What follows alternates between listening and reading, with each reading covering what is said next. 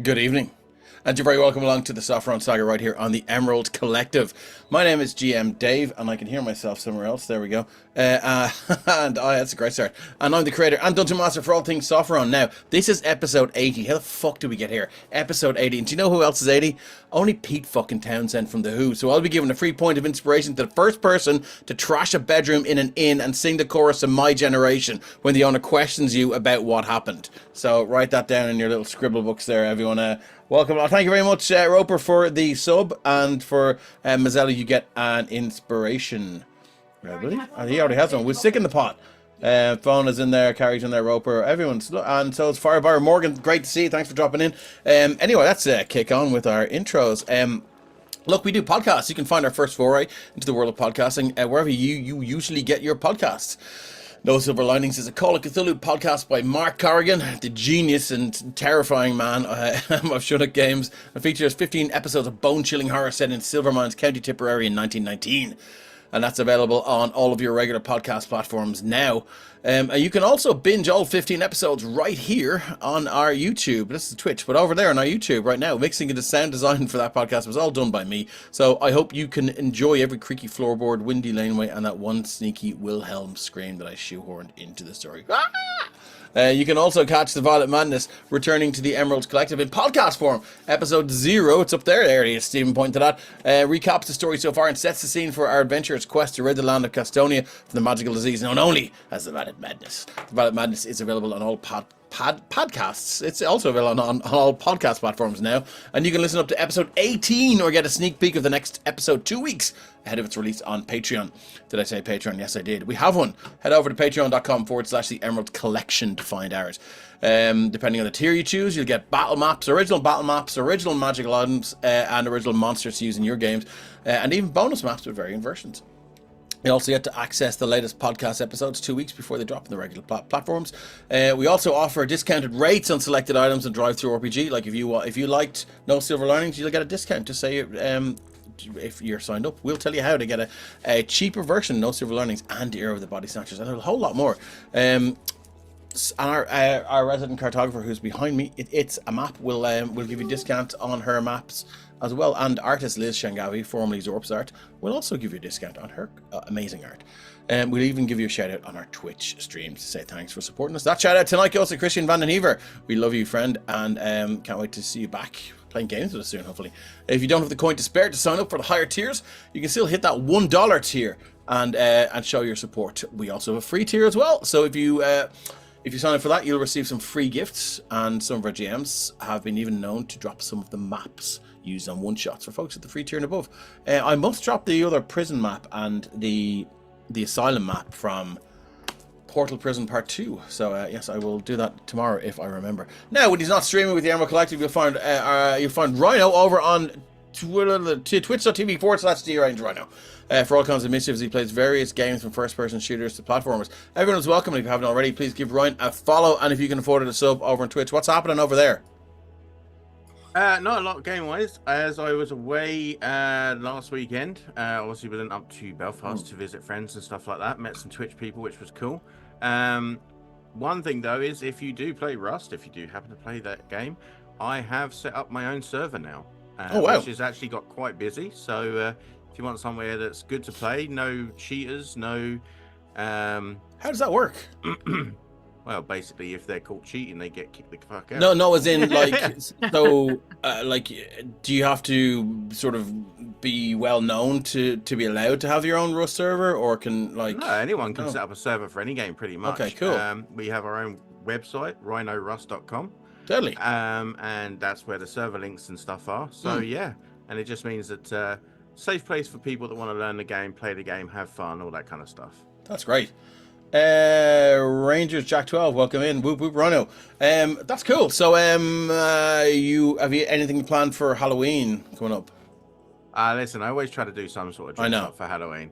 Haven't really thought of a theme or an idea yet, I'll be honest. I'm kind of slacking on it this year so far. Okay. But yeah, there'll be some there'll be some messery with the stream for sure. Yeah, we've a few more episodes before Halloween, so I'm sure we'll hear back from you about what you've got planned.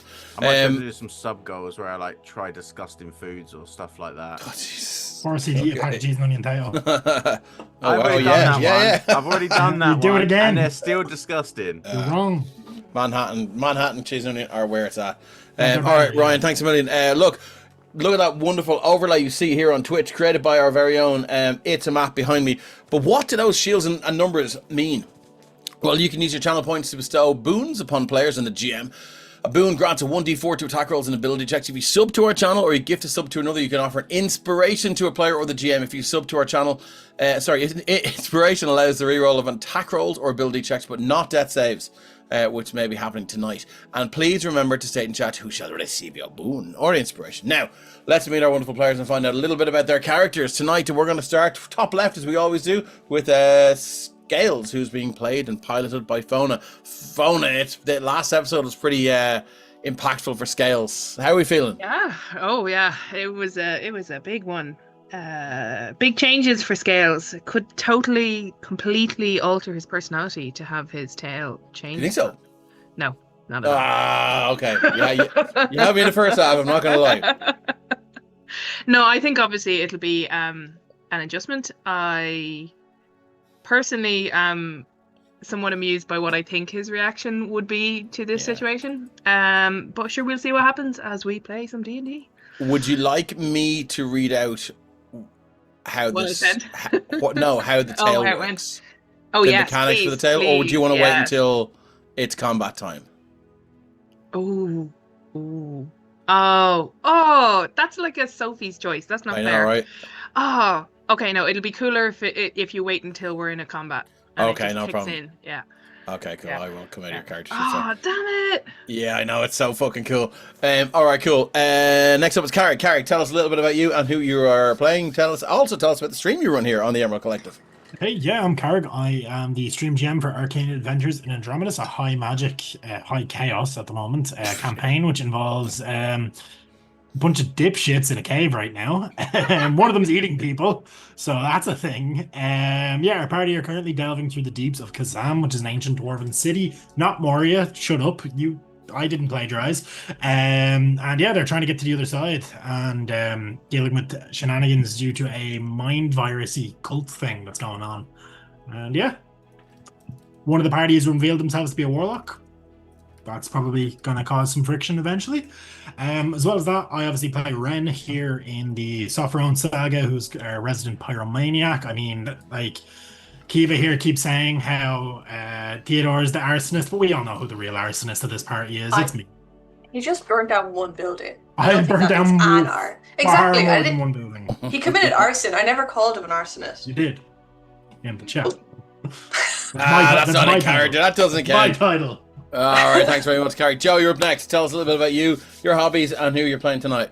Hi, I'm Joe. I play the same guy I play every night. Well, every night that we play. I don't play Robert at home when you guys aren't here. I It mean, does. You don't hear your character in your head all the time. no, not at all. Never. He's just sitting there writing smart, basically.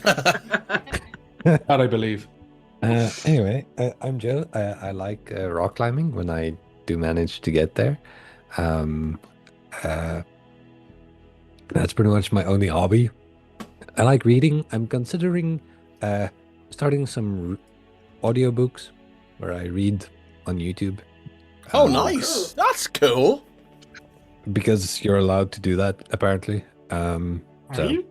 Feels like. Yeah, I feel like feel like they you copyright shouldn't be that, no? able to, but you. What would you Yeah. read? What would you read? First thing I would be reading is maybe to help me finish this book is the Stormlight Archives of Brandon Sanderson. All right, so we're not talking like 50 Shades Grey or anything. I was going to say 50 Shades Grey. You should start with Um, 50 Shades. You should start with 50 Shades because I feel like that will get you a viewer base. From what I've heard, that Depends on the viewer base book you doesn't want. have much in the way of substance. Or I mean- you should read Ice Planet Barbarians. Yeah. I mean, it is inspired. The book I did could start just as a Twilight just fanfiction, so I imagine- can't imagine it's ever going to have I can just substance. imagine Joe, her hand drifted down towards his waist, her fingers closed on his wand of magic missiles. He gasped. Whoa. All right, so and tell us a little bit about Robert. Robert is basically Joe if he was even more socially awkward and like actually good at writing. And He's undergone some recent changes, hasn't he? He has undergone some recent changes, but Yeah. Robert himself does not yet know what those changes are. So I'm not ready to oust him to, you know. Yeah, we'll keep People that on Twitch. on a kind of a low simmer for a while. I like it. Okay, thanks very much. Who is next? Let's go with Kiva. Kiva, tell us a little bit about you. You play across the way with a friend D8 as well, so tell us a little bit about that. Yeah. And of course the D8 Dungeon, the charity stream. Yes, so tomorrow, well, the next 2 days, we are over on DA Dungeon, are collaborating with Hexes and Vexes in Australia for a Dating Your Hex collab charity 48-hour stream, I think. Or I think it's close to like 50-hour stream. And I am going to be DMing one of those. I'm going to be DMing a Taskmaster themed one-shot tomorrow at 12 o'clock with a couple of really fun people. And that's my first time streaming as a DM online, and that'll be really fun. We'll have to get you to do something here as well. Yeah, absolutely. They had a call out, and I just was like, I have this idea, and I just jumped in. Awesome. And then remembered I have to learn how to swim again. But got there in the end. And and I also play over there with them every second Monday, playing Marked for Midnight, which is a Monster of the Week horror campaign set in the 80s. That is more, I play a very stupid boy over there, and I play quite a smart one over here. Excellent. Yeah. I will definitely be dipping in and out of the chat. I will try and get in for your game midday tomorrow. Yeah. It'll be going on until about 3, I think. Drop a few quid and have a laugh. Send us the links and we'll share it around as well when you're. Yeah. Absolutely. I'll be sharing the bollocks out of it on the EC socials tomorrow. Yeah. Everything is going towards Project Hope, which is really, really cool. And we've actually already made nearly $5,000. No, more. There's like 7. What? 7 grand maybe. That's amazing. It's like the we keep pushing. They keep pushing the goalposts because we keep getting there, and it's really cool. It's amazing. That's brilliant. That it hasn't even really started yet. And already made what they wanted to make. So I'm really happy to be part of that. And here I play Theodore, who's just like the most angsty sad man you can think of. I just really I love him a lot. He's a terrible man. He's terrible man. He's a terrible man, and Awful you man. shouldn't like him that much. My best friend today told me that she found him insufferable and annoying, and I was like, yes. Hey, thanks so much. It means you're doing a great job. I was like, that's exactly what I want, really. But I don't want people to actually hate him. I want to just hate him. So he's kind of just still getting used to the whole gang. He's only been here for like 2 days. So he's just being dragged around. And allowing himself to be dragged around. This is it. All right. Thank you very much, Kiva. Let's go next with Stephen. Tell us a bit about you and who you're playing. Well, I am Stephen, your Paladin pal, here on the Emerald Collective Twitch platform, on our Discord, and whatever audio platform you choose to listen to us on. I play Sir Tyrion Shadowbane in The Violet Madness. But this evening, I am playing Eryxium Grim, the no longer evil half of the Brothers Grimm? The full human half. He is a repentant sinner. For anyone just joining us, that means he is a filthy multi-class Hexblade mixed with Devotion Warlock. And some may say you're devoted to a god. He says no, he is devoted to his brother. And he is currently standing in a weapon shop with his brother in pantaloons, hearing the voice of a lost friend. And is intrigued. I fucking thank you for the reminder, because I completely forgot that's where we were. So that's good. I know how to DM, I swear. Brilliant. Thank you very much, Stephen. And the dragon, and it's done. I don't want to that. Thank you very much. Put the dungeon in a dragon. Ryan, last but not least, tell us about you. I feel like there's some changes going on with Mazzello as well. Changes maybe, but evolution. At the end of the day, evolution of thought, I would Not say. even as far Going as a That's bit- my favorite Devin Townsend album. Yeah. Hi guys, I'm Ryan, aka Deranged Rhino, as most of you know, and I will be playing the supposedly good half of the Brothers Grimm, Mazelu. He's a half elf, younger brother of the one, the only Arixium, and as best as I'm trying to keep everyone alive, usually it's me that ends up dying, so, or at least getting like zeroed out. So, yeah, I'm not doing too great at my job right now. Well, All right. especially as far as the High Priest is concerned, anyway. Yeah, you're fired. Bitch. Yeah. Okay, cool. Can I just ask, do you have Revivify prepared? That's a good question. I haven't checked my sheet since last time, so probably not. As a life cleric, I would imagine that's something that you would. No, that's the grave cleric that always has it prepared. No, I mean, as you no, fucked as a life cleric, As I I would should, imagine it's yeah. something that you would like to, that you would probably want to have prepared. But So I'm just not. in case the viewers think I'm an actual idiot, I'm not. It's that Roll20 doesn't give you all the spells that you should be able to have. There's a lot of them you have to self-manually switch over, and I just keep forgetting to do it. So I do have Revivify now, as I'm going to put it on my sheet. It Okay, won't be that is prepared good. though until the next long rest, to be fair. Yeah, that's cool. No, okay, yeah, cool. Let me just publish our. I think we should have a little sneaky level up. Yeah, I do. Yeah, too. yeah. Oh, makes I'm sense, not makes sense, surprised to makes hear that. I do Stephen. think so. I'm not surprised to hear that. Okay, look, let's do a quick recap, and we'll dive right in. It's only been 20 minutes of talking shit. Okay, Sopherone is a continent at war to the northwest. The elven nation of Coloril, which once flourished on Sopherone, has been beaten back to a small area at the tip of the continent. Just a tip. Yeah, I was waiting for someone to say that. A change of leadership in the Elven Kingdom, however, has resulted in a shift in policy, and their relationship with the kingdom of King Gregor of Sopherone has changed irreparably. Long live the king. No longer would they sit back and allow their people... Here we go. I was waiting for it. No longer would they sit back and allow their people to be subjugated by the human kingdom. Over the last few years, the elves have fought back, and they've retaken their lands on the western side of the Vertex Crux, a huge mountain range that separates east from west on Sopherone, as you can see in the center panel of our wonderful overlay. Steadily losing ground to the elves, King Gregor has tasked his best man, or men, the skilled and lethal Valders, to hunt down the legendary artifact that was once used thousands of years ago by an emerging human kingdom to completely wipe out the native dragonborn race that rule this continent. So he can now deploy it against the elves. Well, it's only because he's getting his ass handed to him.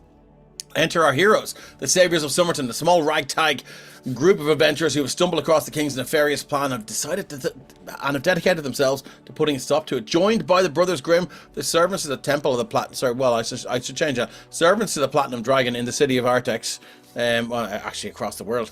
They persevere against all the kingdom have to throw with them in the hopes of restoring balance to Sopherone. Right now, though, we join our heroes hidden away from the prying eyes in Artex, discussing the best way to catch up to Scales, who returned home to Summerton to collect his gift, left for him by his adoptive parents, a gift that triggered a painful and distressing transformation in our lovable and trusting barbarian Scales. But first, just who exactly are Scales' adoptive parents, and why would they leave him in such a destructive and painful gift? What plans are the dragon cult in motion, and does it involve their new temples in Artex and Sopherone? And what do Arixium and Mazelu plan to do about Mazelu's excommunication? Well, there's only one way to find out. Let's play some fucking D&D, motherfuckers. Okay. Let's go.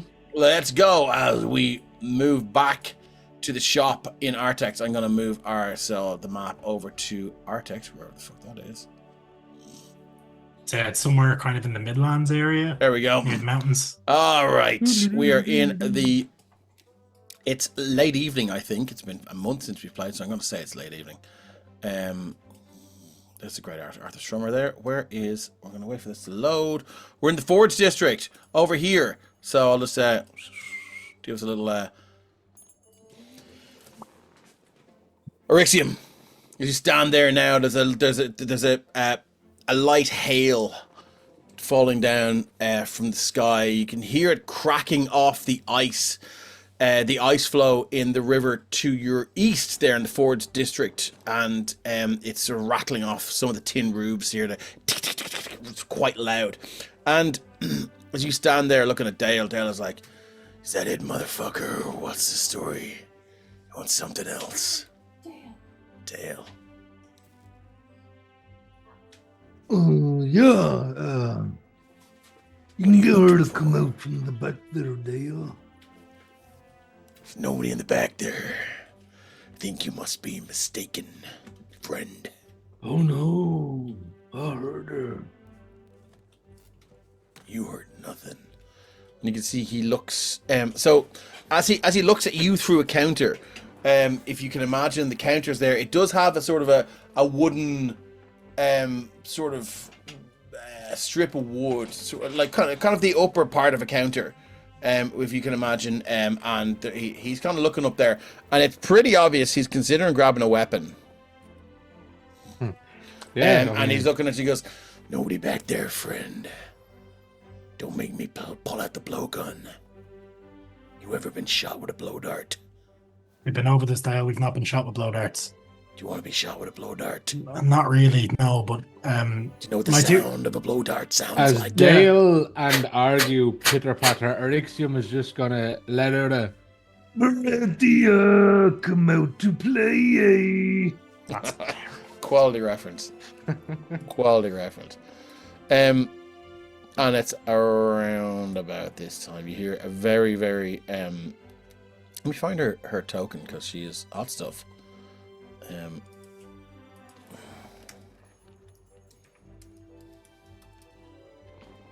Cat, stop your allegations. NPC. Never Guardian happened. Baratheon, there she is. Shift ping, shift Z. That's her there. She's a half orc, and she's badass, and you can see she sticks her head out now, and she goes, all right, we'll come back in here then. You can see she looks exhausted. She's got a scar down the right side of her face. It looks quite recent, and I mean, it's not something that is going to leave a permanent mark, but she looks like she's been through the wars. She says, "Alright, come on back in here then." And they'll just look at Dale and smile as he walks past. Dale is just shaking his head, and you can give me an insight check actually against Dale. 4. What do we get there? 23. What? Dale's annoyed. He's annoyed, and he's angry, but he's not angry at you. He's angry at Baratheon for, in his mind,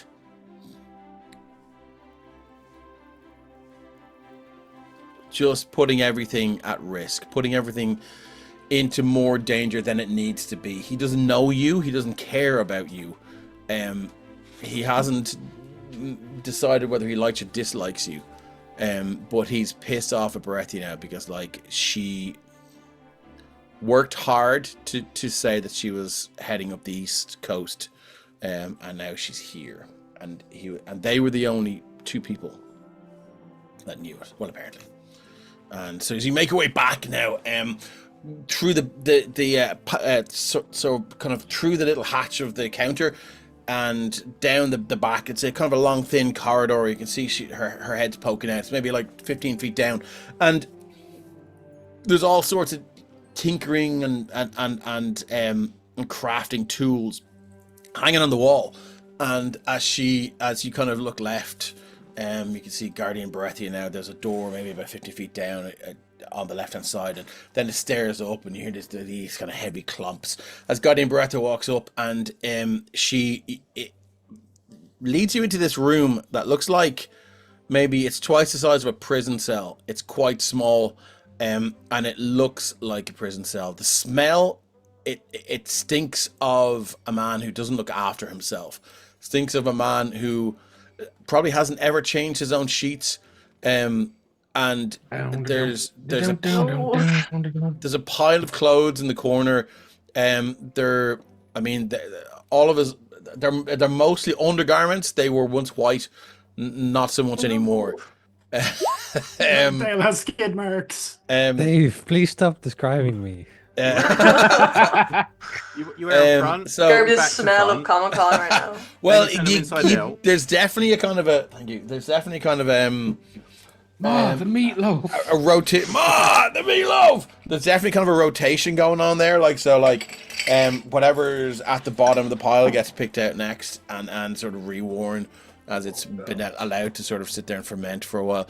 I cast prestidigitation as we walk past on these. Oh, no. You're gonna have to cast Magic. I feel like you're gonna have to cast prestidigitation at level 9, my friend.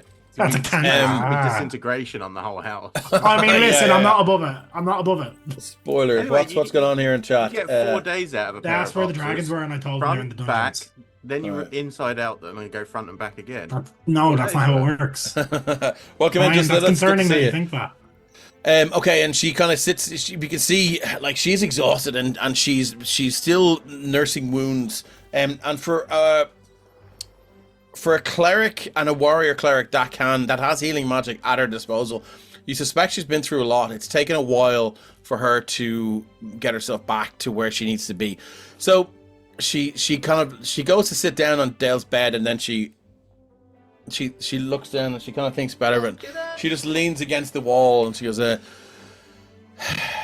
"Alright, Orixium, who told you I was here? We need to get to the bottom of this." That'd be you. Right, you're not making any Your sense. dulcet tones came to the front of the store. Yeah. Thank you very much for the Prime sub, Legion Vox. You can give a point of inspiration to anyone. Well, in fairness, that they all have inspiration, so it'll go into the pool. But we appreciate you, Legion Vox. Thanks for dropping in. Okay. Sorry.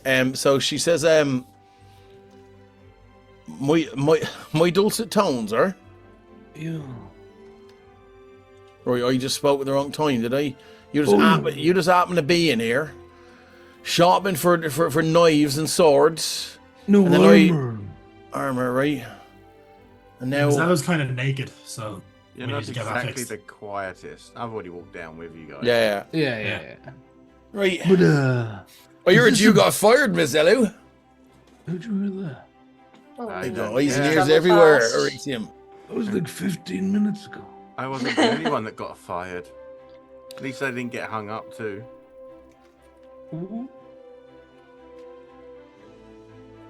Right, that's fair.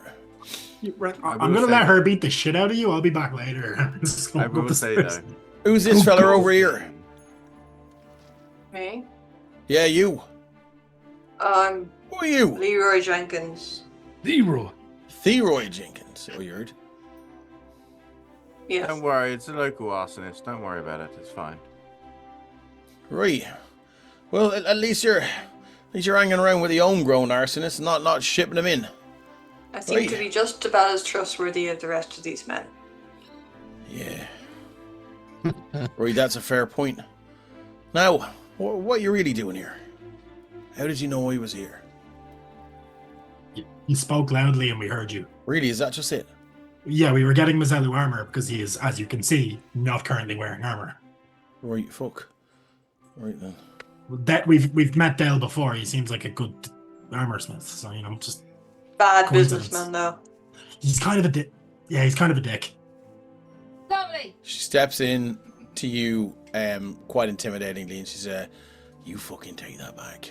I mean, he seems like look. I'm I've saying. been on adventures with Dale. I'm not saying anything Many, about his many quality of character. times. He's just a bit abrupt. He's been Doesn't- through a lot. Dale's been through a lot, right? No. As is pretty much everybody in this room at this stage. I think we No. can safely say. Been through a lot of blowpipes apparently. Yeah. What's Well, yeah, he's been on the receiving end of those blow darts. were you there when that happened, or is I this was, a different yeah, adventure? yeah. We lost all the other 11 members of our party. Sorry, dear. That's a rough way to go. It's pretty bad. You ever seen someone die by a blow dart wound? Yeah, they shit They shit themselves. shit their to lungs death. out, Yeah. right? Yeah. It's pretty bad to He watch. told me. Yeah, it's a pretty graphic description. Takes a while. What's your plans, Berthia? Where are you going? She closes the door. You can see she kind of moves around and someone kind of leans against the door just to close it, and she has her back to the door now, and you hear the click. She goes, "Fortunately, I'm gonna have to kill you all because you know where I am." Very funny. And she does laugh. She laughs at that, and she says, "Right,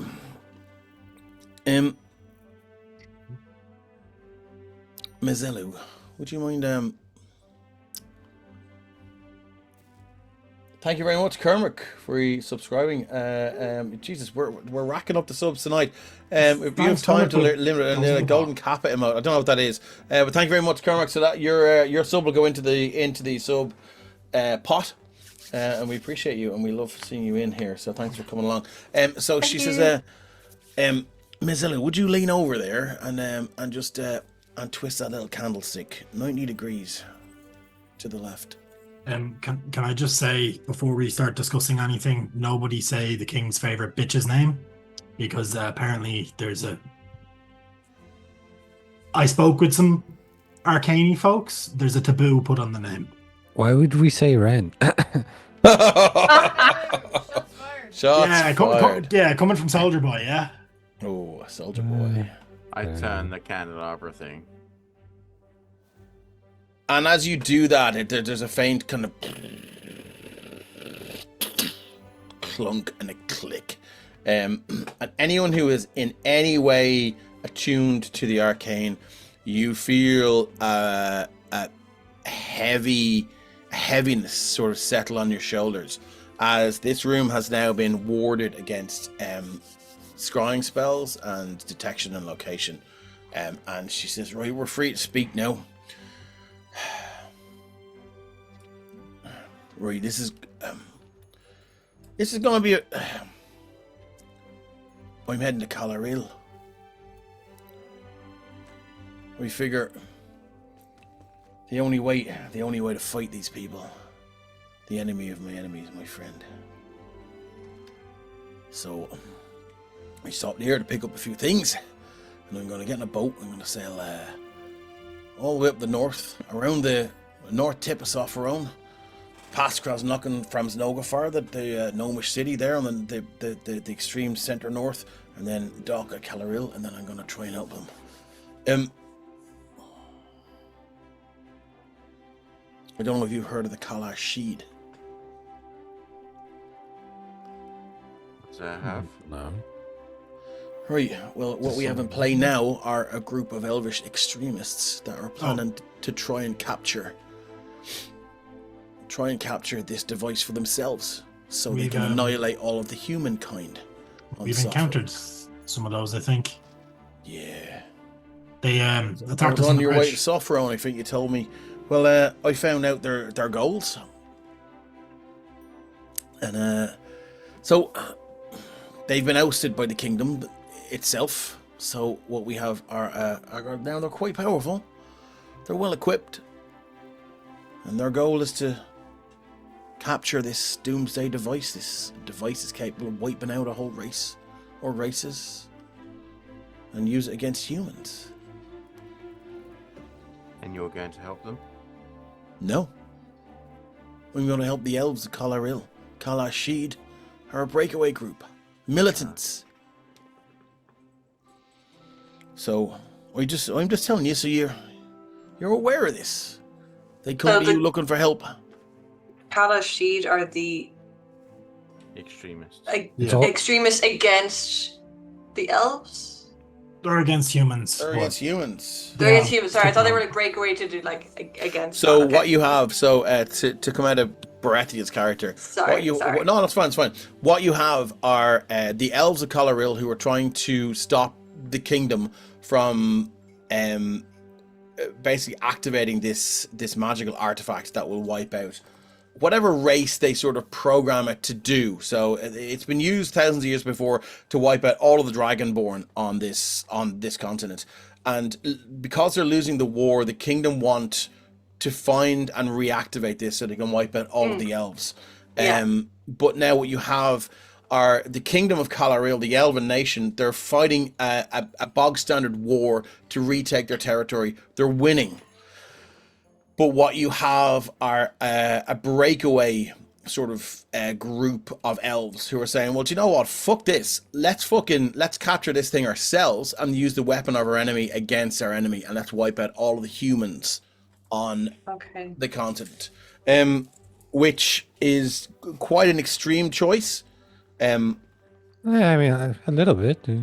Yeah, Well, yeah. considering that that's all the humans want to do is like just taking on their Don't the ideals. humans like outnumber every other race out there though? They absolutely do. Yes. Well, the shortest lives, they're going to have to reproduce more. Yeah. They're like So- rats. Yeah. So basically, either way, Rent and Mazzelu and I think Theo were fucked because they were all half elves. Yeah. It's unknown. I mean, because there's not a lot of half dragonborn knocking around the place. Do It's you only unknown. half die? Yeah, you just wish you Your were ears dead. just fall Every I'm year's- off. turning 30. I'm already halfway there, so. Maybe you're like paralyzed on the one side. So this splinter group, are they sorry, I think you might have said this already. Are they supported by their government? No. Not they- officially. So they're technically terrorists, but like I not mean, terrorists, but like yeah. splinter. yeah, militia extremist. group. Let's just say extremist. Yeah, extremist is true. Yeah. Okay, Jerry Adams. It's like they both kind of want the same thing, but I one's have no more affiliation with the Kalashid. Yeah, I think one is more political and then one is more idealistic. They're just not a big fan of the governments, as just Lilith. Yeah. I mean, So who yeah, is? there's two different groups then. Okay, so Guardian Baratheon says, right, don't fucking tell anyone I'm here, right? Now, is that it, or? Would you like me to get word to Boothby so you could say goodbye? No, don't tell him I'm here. You know he fucking knows you're here anyway, really. You didn't know he was here until you heard me down the back of the shop. Yes, but I'm very much not Boothby. Right, You tell know the him old as well as fart I I do. miss him. Yeah. Tell him I miss him, and Not to interrupt your guys' hmm. touching reunion, but we do have a Dragonborn to find. and I They're really nuts. can't stand staying in this man's room a minute longer. It's pretty gross. Right. That's So, Dale, though. You know, I'm trying to get him to break the cycle of laziness and self-loathing. You know, Have you- get him to get Have him you- to take care of himself. It's about to Try- do very maybe womanly get advice. try teach him the prestidigitation cantrip. That'll solve a lot of his I problems. can't even do that fucking thing. Yeah, I mean, yeah, but you can get a scroll for like 10, 20 gold. Right. Okay. Or Anyway, hire a maid. He's a businessman. Surely he makes enough money. He's not going to trust somebody else to go rooting through his stuff. nail on the head there. So right, yeah, Dragonborn to save. where's Urson, do you your want to Dragonborn show? anyway? What was that fellow's name? Scales, was it? Yeah, he decided to fuck off in the middle of the night. We're going to go catch him. So Right. Where do you fuck off to then? To a place where bad people are waiting for him. how do you know So that? that could be anywhere in Sopherone then. Pretty much Right. at this point. Keep your secrets. Do you have enough to travel with? Do you need Yeah, anything? don't worry about me. Yeah. We'll send you an old spell, an old message spell or sending spell when we get to Calariel. Let you know what's going on up there in the northwest. Be careful if you are traveling through San Fran's, Ferdinand, go far. Pres knocking from Znogafar. Yeah, that one. Right. Because We will. we've had reports of the gnomes having to go further underground to keep safe. So just be careful. You might have a shared goal with the page. Right, I see. Anyway, right, get the fuck out of here. I've got stuff to do. Great to see you all. And yeah. Keep fighting a good fight. Mazzello, give that old candlestick a twist there. And again, anyone sort of in tune with the arcane, you feel that weight lift. It's almost like someone's taken off a heavy suit of chainmail from your shoulders. You kind of you can breathe a little bit better again. What's everyone's passive perception? 14. Mine is Very wrong. high. It's 11. Mine varies depending on it's a hearing or seeing because of advantage of hearing checks. 25. 25. Well, let's go to 25. You can hear, and Carrick, you can hear as well, the sound of Right. That was Dale, not me. And you hear the sound of heavy boots and clanking of metal armor as you take a look down onto the street and you see a platoon of city guards heading towards the shop. What would you like to do? Berxium, do you have that circle? Because I can get us out of here right now.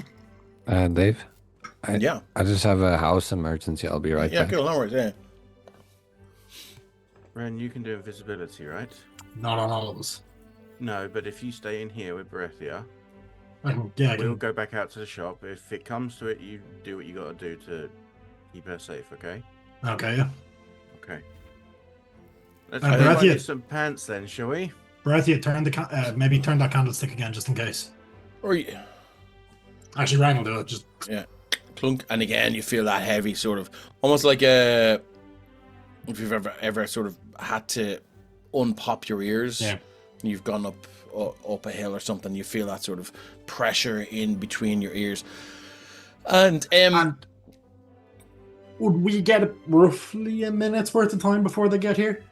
I'd say they're about 100 meters down the street. You can see that they are. It like the window looks out onto a long street, straight down. You can see that they're heading up now. I think that's where we'll shift over to the town of Summerton, and Scales, our wonderful barbarian, dragonborn, who is he's in his house at the moment. Scales, your eyes are streaming with tears. The pain that you experienced through this vicious and brutal and violent transformation still evident in your mind, and the pain in the base of your coccyx is intense. As you look now over your right shoulder, you see this, what was once a dragonborn tail has now become this high and swishing scorpion tail right over your head, and it seems right now to have a mind of its own. Can I get you to attack yourself, please? Well, yeah, that's exactly. Scales is going to like do the thing where he's like, "Whoa!" and he kind of turns around to face and off against the tail, and swipe at it. But obviously, it's moved. So, Could you make a tail attack against yourself, please? I will. The tail is attacking you. Boom. 5 foot reach, 16 to hit, 9 piercing, 2 poison. So that's 11 points of damage. So for anyone that's interested, I will go through how Scales' new tail, Scales' tail, works. It is has a reach of 5 foot.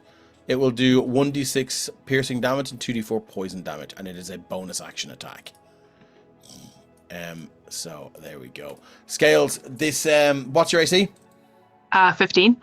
15. So the tail, almost like it belongs to some other creature, and you feel like it has a mind of its own, and it just crack. You will take the piercing damage of 9, but you will not take the poison damage, as you now are you're immune to your own poison damage, but you are also resistant to all poison damage going forward. You can, That's me, not Scales. so how are we reacting to this? He'll just go like, "Ow!" and then he's gonna well, you see, he was in his room and enjoying his room, so he probably like has left his weapons on the table. So he's just gonna try and punch the scorpion tail. I Okay. think it's the most natural reaction. Do you know? I think he's gonna rage as well. Okay. Because I think this is his home, his safe place, and now this scorpion tail has appeared out of nowhere to attack him while he's hurt. So, yeah, he'll rage. Okay, I'm gonna rage. And as you rage, you do see your ancestral guardians just. Again, they used to be in these sort of amusing real life situations, building IKEA furniture, or writing a song, or painting a wall, or something like that. But now they just appear with these deep hoods over them, and you can see maybe from the nose down they do have these sort of expressions of deep sorrow. They've had deep sorrow for a while. They kind of stand around and look at you, Scales. They are kind of confused now, and Normally, the enemy is not you yourself. Yeah, I'm gonna attack and then second attack. So 11 to hit and 20 to Yourself? hit. 20 will hit yourself, so would you like to Yeah. roll damage? 8 points of damage. You will take 8 points of damage, and it hurts. You Wait, hurt yourself. it's bludgeoning damage. Do I have... Okay, so yes, you're raging, so you are currently resistant to bludgeoning damage. So yeah, But do I take the rage damage becomes the same type, doesn't it? yeah. So I take 4 points of damage. To have that. Okay. Yeah. So What does it so- feel like when I punch my tail? It hurts. It's definitely your tail as you swing around and give it a crack. And you're ow! It really hurts. But like because you're in the middle of your rage, it's not as the pain and the damage isn't as apparent or present as it would normally be if you weren't raging. Yeah, definitely. The tail kind of reacts. Can I get you to make an intimidation check, please? You can roll with advantage because you're raging. Advantage, intimidation. Yeah, he's just gonna like roar, like angrily, in pain, and very confused at the scorpion tail. Dave? 15? Yeah. does a tail have disadvantage on attacking anyone who isn't scales? Yeah, that's a good point. The ancestral protectors would. Hang on, let me get this right. The ancestral attack. Well, hang on. Are they going to be harassing the tail? They're not. No. So You, not, so- not in this case. I mean, With a 15 intimidation, how does Scales intimidate his own tail? He just, you know, like the Hulk bellow, where the Hulk just goes like, "Wah!" Yeah. I think it's like that, but with a kind of like a,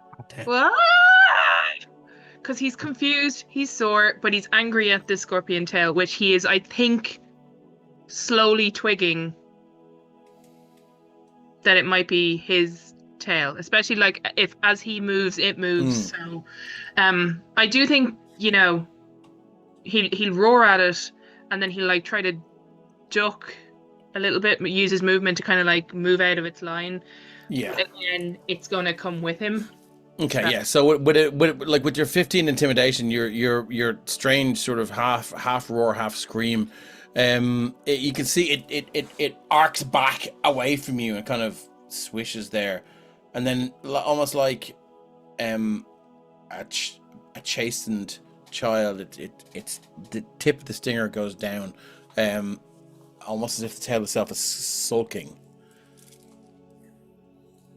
and you are no longer going to be attacked by your tail.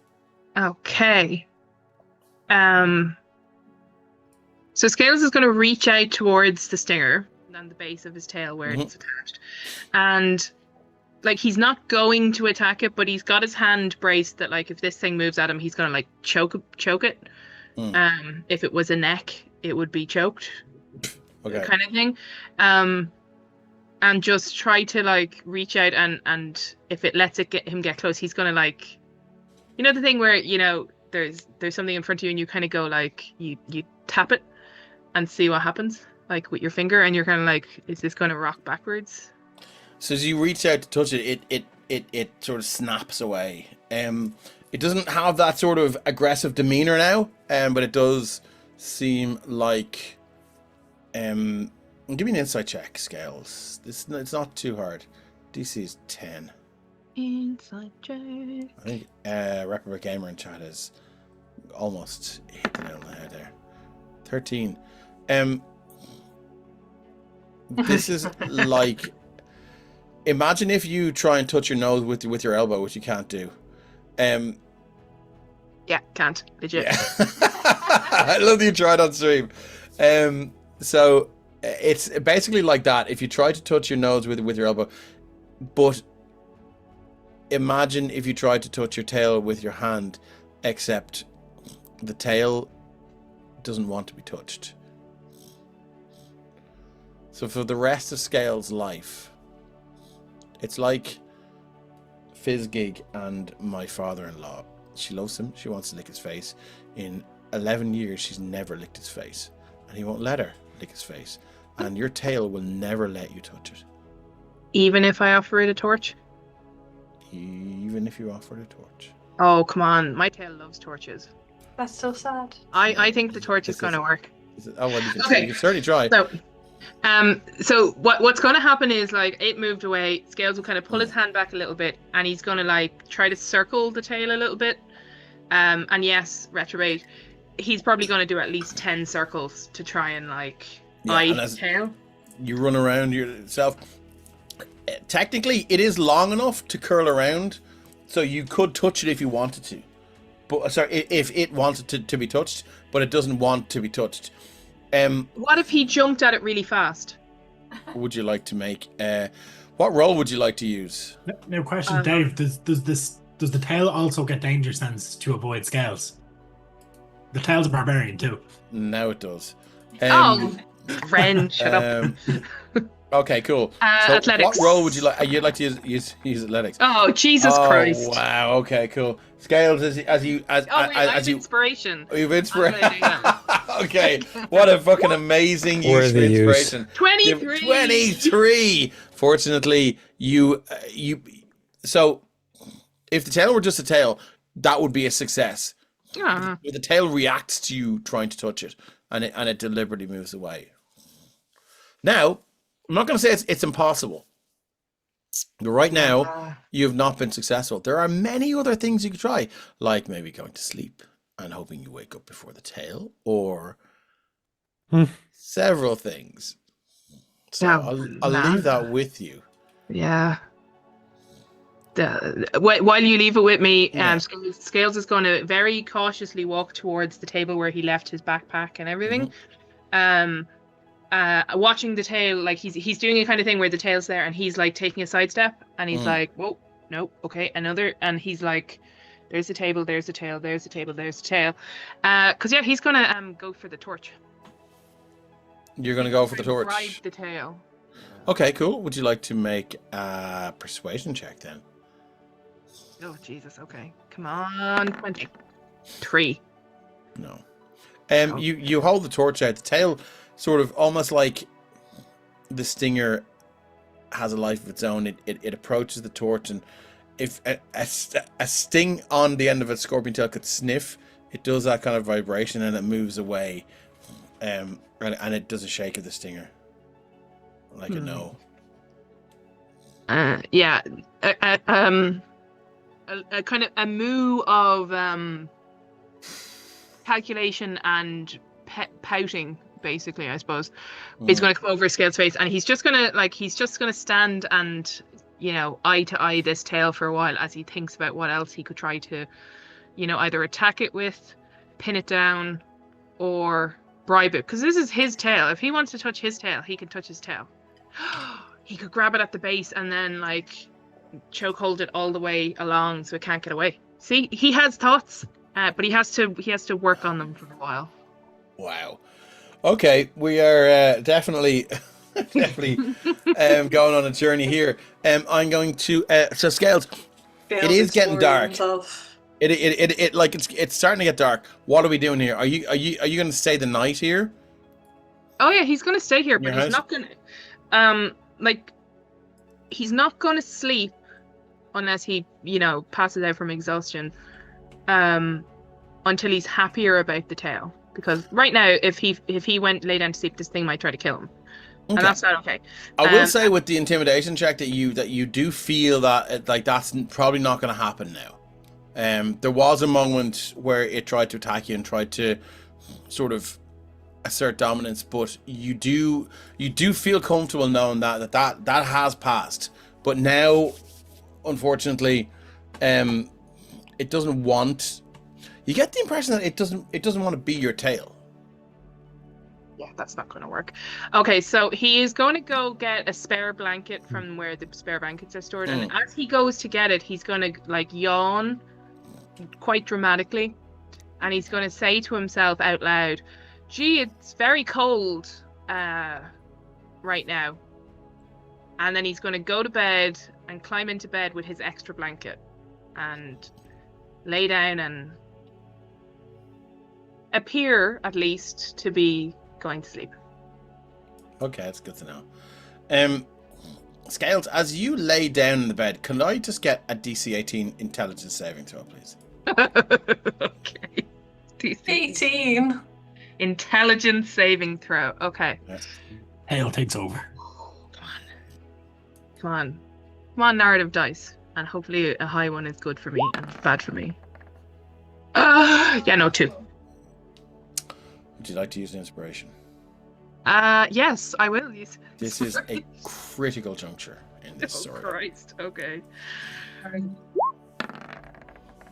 4. Scales, as you lay down on the bed with your extra blanket, you kind of look around and you see this house, and you see your bedroom, or this room actually. It's not your bedroom. You see this room that you are in, and you don't recognize this place now. You don't recognize this room. You don't recognize this house. And you begin to ask yourself, what the fuck am I actually doing here?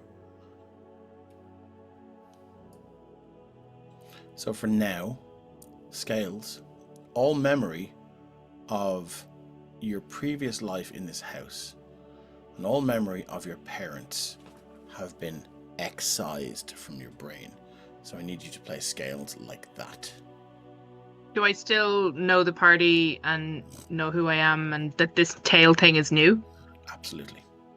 Okay. Do I still know Sopherone? Or not Sopherone, Summerton. Artex, Summerton. Is it just the house and the parents? Like, do I just... It's no. It's everything to do with your memories of Summerton and your life here have just been plucked from your brain. You don't know where you are. You don't know why you're here. And Have they been replaced by an alternate past? Like, you just so if don't know. at some point I reflect on where I grew up, I'll have a big gaping hole. You will, if you reflect on where you grew up, it will be, if you've ever tried to, like, your brain can't sort of grasp a word, the next word you want to say. It's frustrating, and you'll just go, "Oh, I'll think about that later." It's the first time you try and reflect on it, it hurts your brain, it hurts your heart, and you're like, and you're annoyed with yourself, and you're kind of you're rubbing your forehead, and you're like, "Oh, what is it?" And like, "Well, fuck it. All right, we're grand." Like, you look out the window and it's dark, and you're like, "Well, I might as well get some fucking sleep or something." Yeah, I think he'll settle down uneasily, kind of casting looks around the room. He's still, I think, presumably on mission to catch the tail. Mm-hmm. So yeah, that plan is still there. I think he's probably shelved the question of where the hell am I and why am I here until he figures out what's going on with his tail. Okay, cool. Moving back to Artex. Guys, what are we doing? I'm waiting in the room with Barathia, apparently. So we're surrounded now by soldiers that are There's a company of I'm gonna shift ping. There's a company of maybe 18 to 20 guards heading down the street towards you. Barathia has tweaked the candle again, or Rand has done it, and you look out the window and you see them sort of march up, and they stop at the front door of the shop. Dale walks out and he goes, "The fuck do you want? You here to buy some swords, or you here to buy some fucking armor or something? Fuck do you want?" And there is a haughty woman. She's got this sort of like undercut with like this long red plait. She is she's not Jenna Sharpspear. She's tall, she's beefy. If you can imagine Rhea Ripley, but with like red undercut and long hair, she's big Nice. and beefy, and she's got like a sword. She's wearing she's wearing the guard armor, and she says, "I have reason to believe you're harboring fugitives." And Dale says, "Right then." Sorry, it's the wrong voice for Dale. And Dale says, "What kind of fucking fugitives would I be hiding?" So they're enemies of Kingdom, enemies of King Gregor, and they need to be captured, tried for treason, and executed. And Dale says, "Kind of feel like you've already had the trial in their absence. You're kind of speeding straight towards execution. Anyway, there's nobody in here. You want to come in and take a look?" Can I hear this? Yeah, that we Yeah. do. At that moment, I'm going to cast invisibility at 3rd level, so it'll get both of us, and I'll get Barathia and me. Okay. Well, what does your Rest invisibility of look us? like? Well, I can't get the rest of you. Theodore I is was gonna told. look- No, I was told. I'm just saying I what was the rest of us told- will do. No, I But just, then, I to get just love the idea of Barathia Theodore going like, what the fuck? invisible. I'm just following orders here. Yeah, I'd already said that I was going out to the shop and Well, going to basically pretend like I'm still if- getting fitted. If Theo is still down here as well, because logically Theo probably should be. I Okay, can so get Theo. let's just when this happens, you're all upstairs. So are you going to go down? So Mazzella, you want to go downstairs while they're talking to Dale. You've gone invisible with Barathia, Theodore, and Is Robert. there a window that we could climb out of? Yeah, you can look out. I mean, there's like 19 guards people standing right below it. I was gonna Are say, we the front of the house, the back of the house? 'Cause You're at the we're- front of they're the house? Front. But They're they're the like front. you would have to go back down the stairs, down the corridor, and up more stairs to get to the back of the house.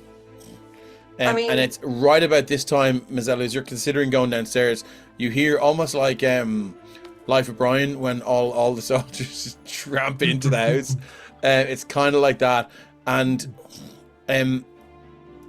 I can upcast that further to get Theo as well, because I think Well, you Theo didn't, outright. so- Yeah, but if I was under the understanding Theo was leaving as well, if that wasn't Okay, the case, I would alright. change that.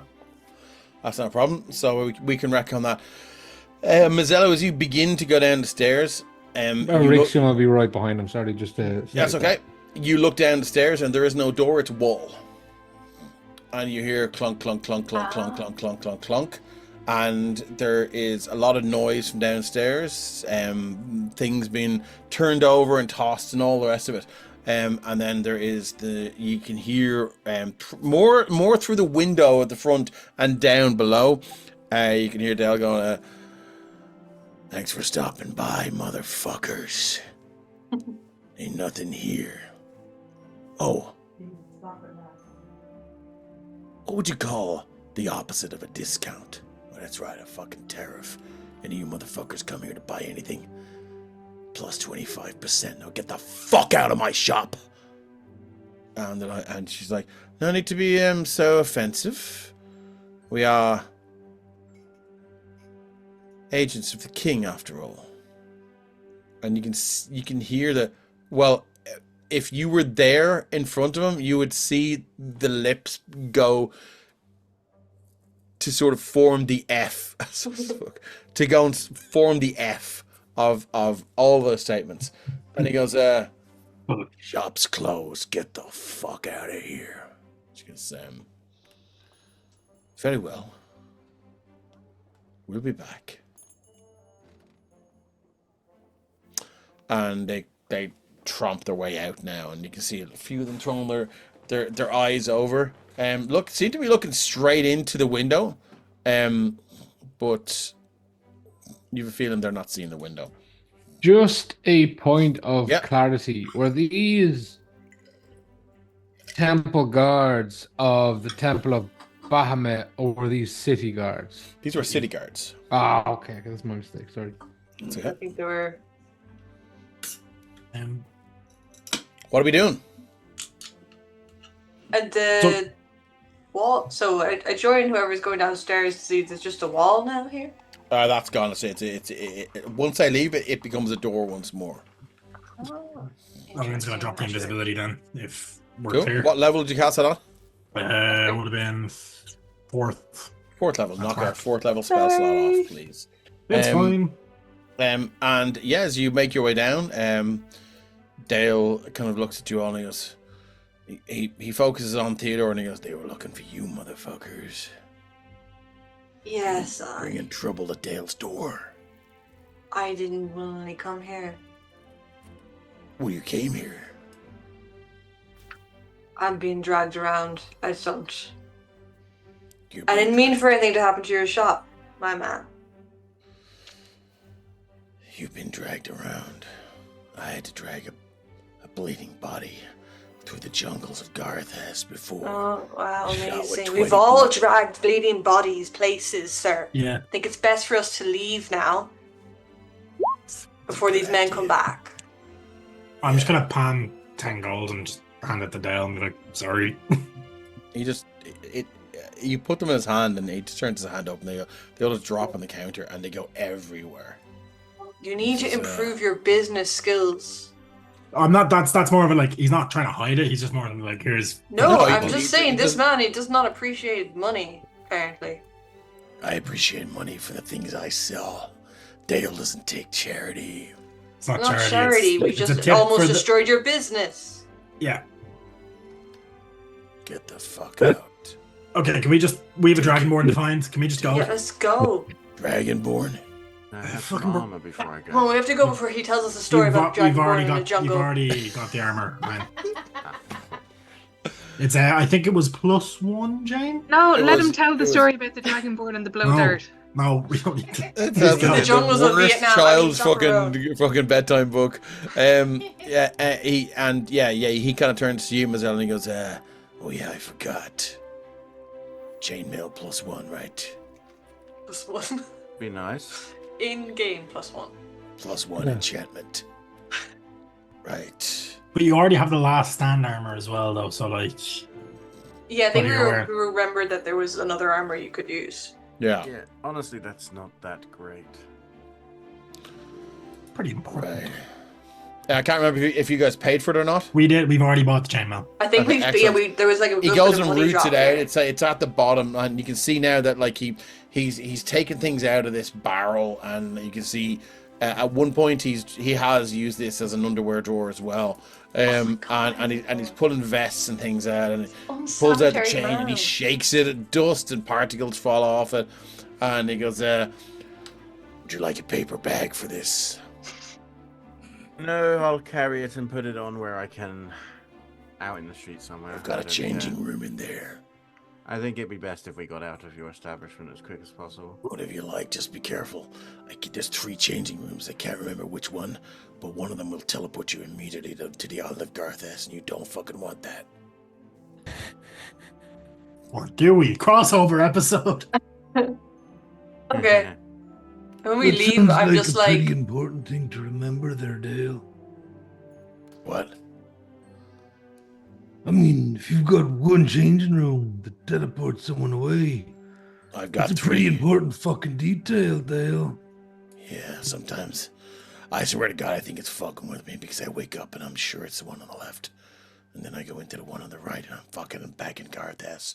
How do you get Maybe back? it's just a dream, I don't So know. it's the one on the right, Dale, is that what you're saying? Well, then it's the one in the middle. I don't fucking know how it works. Do you want to try it? When we clear our name, we'll figure that out for you. But we gotta go. I really cannot stand the smell of this man any longer. Yo, Is- It's quite a hot smell.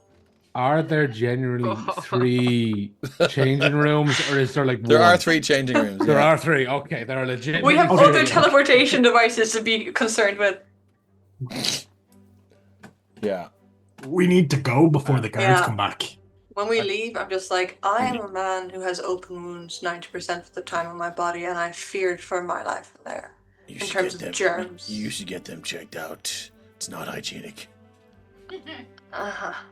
As we're leaving, without even saying anything, I take off the vicious warhammer Mhm. that I have on my back, and I just place it at Berethia's feet and walk away. You do realize they took your original Warhammer as well, so that's the only weapon you have. Yeah, but they didn't find my adamantium. Well, Warhammer no, that I was because given. that should be hidden because you would be arrested on site if you're seeing Yeah, that. that's back at the Yeah, Mazelli okay, yeah. house. Right. Yeah, they didn't She find goes, that one. she looks at you and she goes, That right, is a Mazzella, vicious one. she looks at you and says, all right, Mazzella, we think you dropped your warhammer. I think you're gonna need it. Right, so we'll give it back to you when all this is over. Hopefully. Keep an eye on the better looking brother, will you? You know that doesn't hurt me because I feel like your brother as well. But Right. yes, I understand. I'll look after him for you, just as pretty as ever. What in the Alabama's going on there then?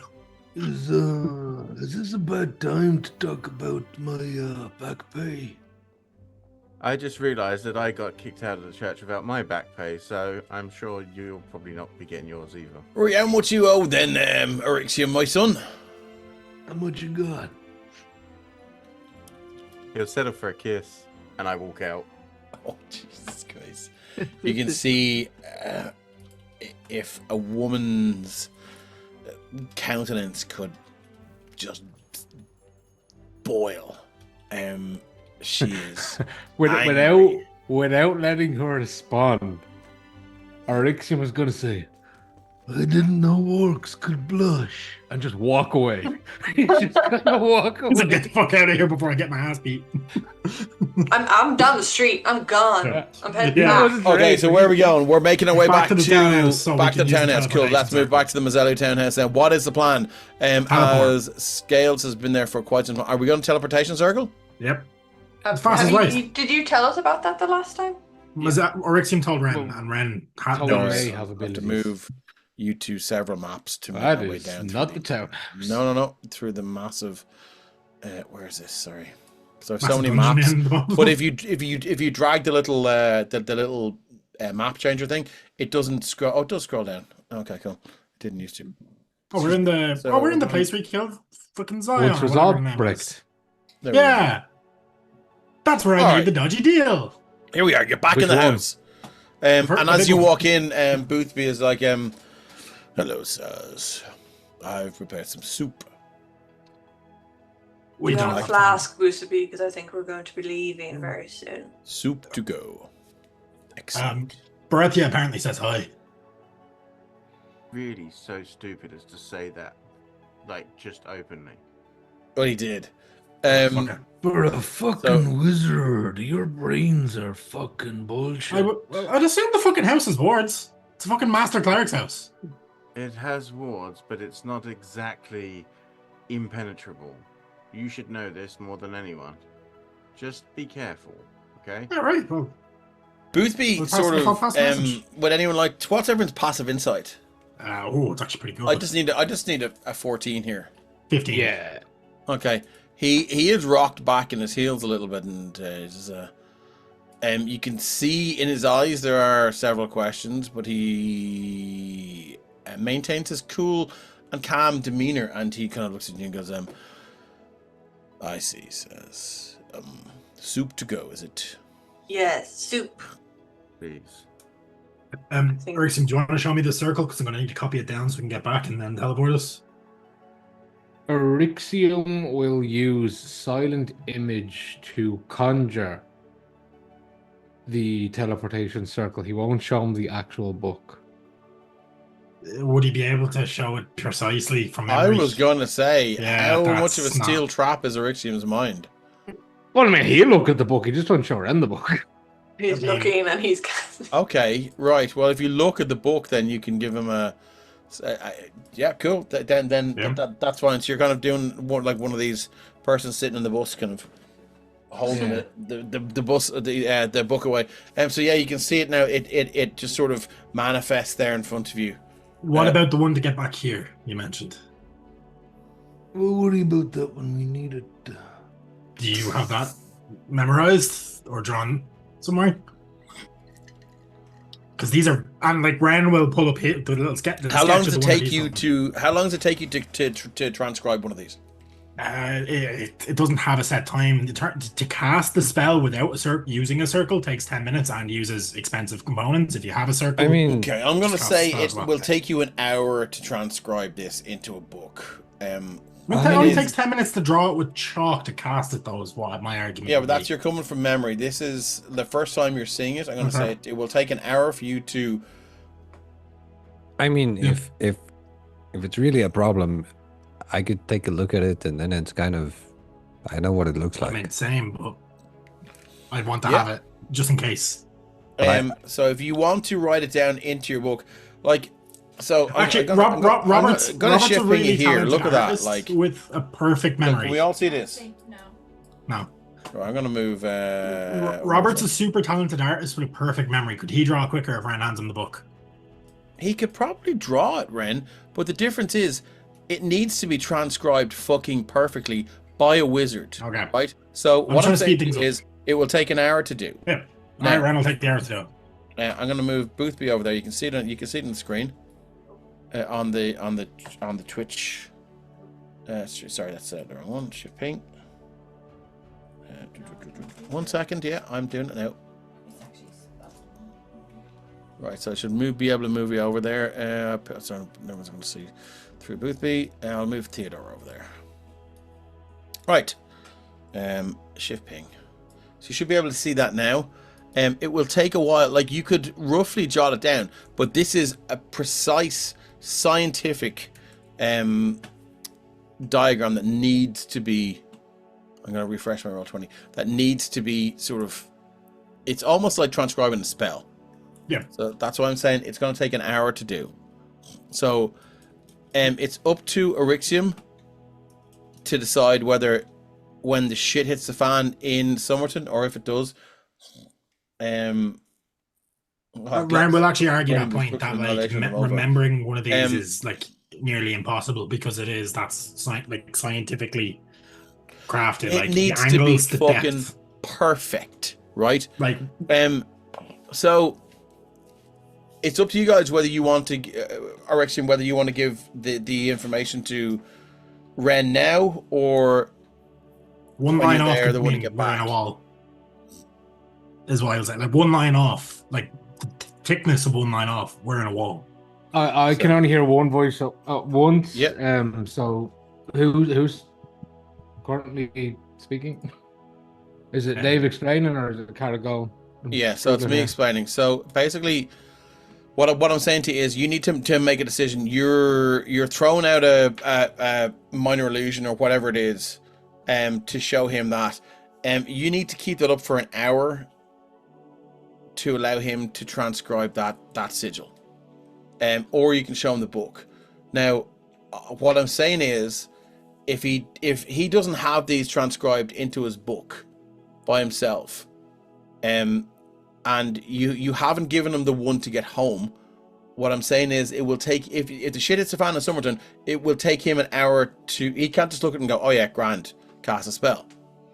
Right. So is it the fact that it's silent image that's costing an hour, or like, because Arixium knows that he hasn't explained that in the book. Yeah. There are 1, 2, 3, 4, 5, 6, technically 7 circles. So as far as Ren is aware, they have the Sopherone circle, and I don't even know if they just said there's a Grim circle that he's after assuming. No, we did. Okay, mate. Yeah. If you didn't in the last session, that's me just after misremembering. So I apologize so there. like, he doesn't want to show the book because he doesn't want to expose a lot without knowing. Like, we're constantly being scryed upon. So the idea of doing silent image was to purely give essential information. Now, if he asks, we need a way to get back, and he needs a second hour, or if seeing the book itself. But like, he won't be left alone at the book. Like, Arixium will stand there. That's fine. That's fine. The page What I'm saying is, there is a margin for error if you do silent image. There is no margin for error if you show him the page he needs. Yep. Right. Well, then if that is explained, he will open the book on the specific dedicated page and allow him to do what he needs to do. Okay, cool. So it's going to take you an hour to transcribe the Summerton one, and an hour to transcribe the Mazellu Townhouse one. Yep. Okay, then it'll take 2 hours. Okay, cool. Sit there, do. So is there anyone else doing anything with your 2 hours? Obviously, I wasn't here last session, but Yeah. would it be safe to say that I would have been able to change some spells around? Like at the Absolutely, beginning of the day, no like problem at normal? all. We You can long tweak your rested. spells. That is no Okay. problem at all. Perfect. Um, In that case, I'm gonna go. I'm gonna go to the attic room, like not the attic room where the portal is, but just the attic space. Okay, let me copy you and move you up there. 1 second now. Copy. And let's go across to the floors 3 and 4. Now. We're now up in the attic. As I shift ping you. Sorry, shift Z. Why do I keep doing shift Z? There we go. Shift ping. See me there. Awesome. You can see there is still a smell of burning from this attic, from that last encounter you had where the house almost went on fire. And as you walk up, Skeleton there, you can see now there is that door is locked with the portal. What are we doing up here, Mazzella? Well, I'm going to ask you a question first. Mazzella would take it as given, but I'm going to ask you because it's a mechanic. Would this house, because of the way it's designed, because of my father's influence and the stuff that he's got involved with this house, could this house be considered a sanctuary? Are we looking at Word of Recall? Yes. Okay, so I'm going to sit on the floor in the middle of this room, and I'm going to set this as a designated sanctuary for us. Okay, cool.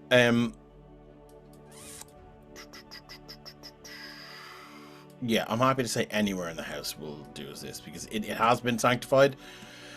So yeah, so cool. So you're going to sit there and do that. What's the casting time for that? Is it 1 hour or is it? It doesn't say there's any casting time other than instantaneous for the actual spell to go Okay. off. Great. Well, you can you can have a think about how that would look, for Word of Recall, and we can sort of come back to that. Robert, you're downstairs. Things are very quiet. I do believe you're with the gang here, right? I mean, downstairs from the attic. Yes. I'm gonna shift ping here. As you're looking at Orixium, Ren and Boothby is standing there. Boothby's kind of looking around and he's a little bit doesn't really know where to look, as things seem to be a little bit ratty between Ren and Orixium a little bit. And Mazzella has gone upstairs. And it's around about that time you overhear again that sort of echoey, reverby conversation going like, what is he ever going to use his powers? I don't know. It's hard to tell, isn't it? Well, how is he going to ever learn if he doesn't try and utilize his skills? I will look over to Boothby and I'd say, which way is the loo? It is right here. Oh, perfect. Thank you. And I will go in there and I'll close the door behind me. Okay. I'll walk up to the basin and I'll take a good hard look at myself in the mirror and I'll go like,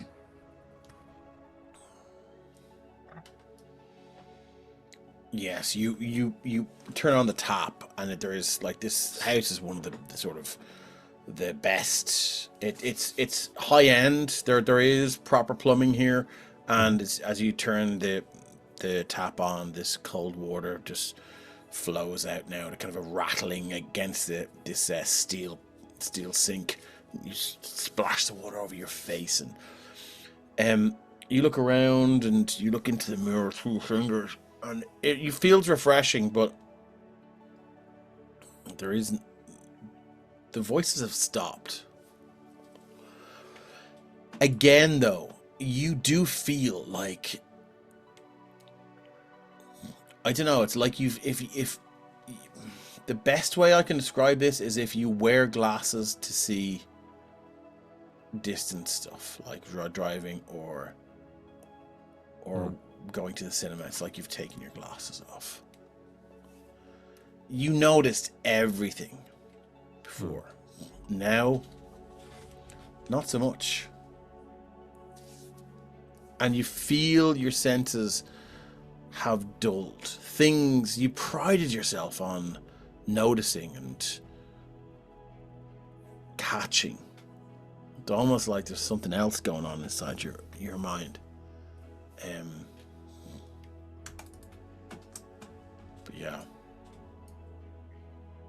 I will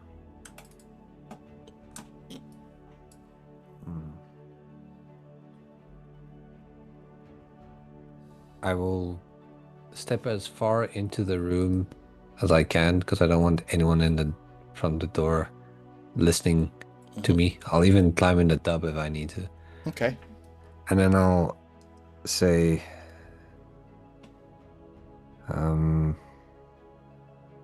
hello? Are you still there? You overhear again with this reverby, echoey sound. Did you hear that? He's calling for us. Isn't that cute? Guessing that's a yes. That's what you did. It's the first thing you fucking did. So I remember. Then I died. Then you died. We're dead. When can we move on? I don't know. Maybe we have to teach this fucker Hello? how he uses new powers. I would appreciate it if you don't talk about me like I'm not here. I can hear you. Hello?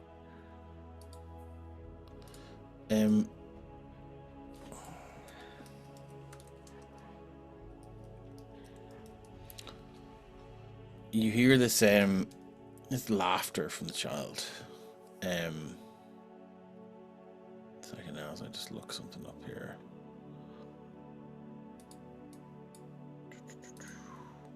She goes, you think he's ready? Think he's ready to learn? And I think he might. I think he might be. Have you dragged in those class features to your character sheet?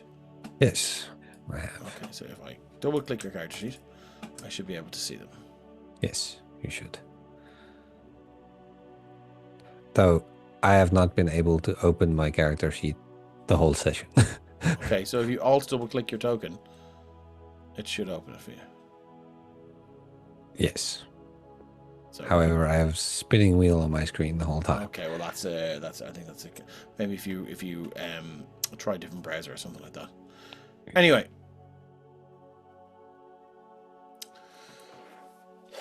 you hear this. So what should we teach him first? I don't know. Oh, I can see you're in now because you're that's I'm fine. opening and closing stuff. Yeah, that's okay. And you can hear, and let's start off with something fucking nasty. Let's start off with something fucking horrific.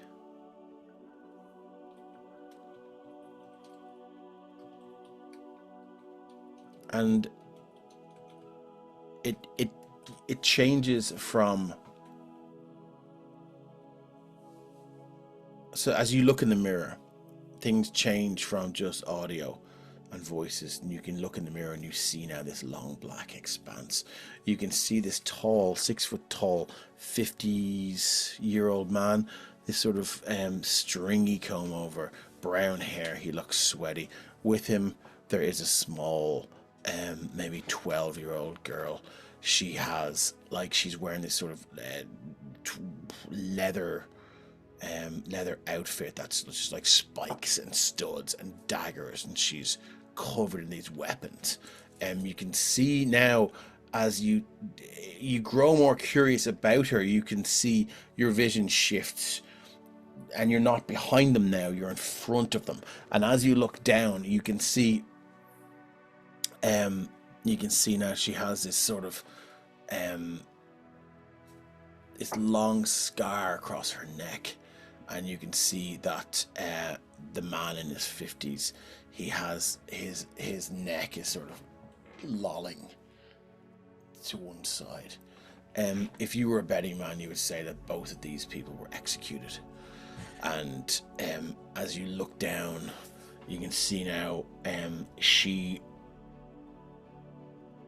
turns and these two men walk in, and they're just they kind of walk into frame, and they're like, "All right, darling, I've got a job for you. Yeah, I need you to go and burglarize this house up the road there." And she says, "I've no interest.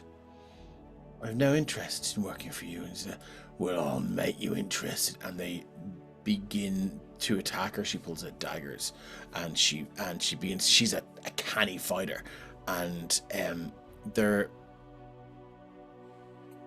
battle ensues, and you can see now that this creature is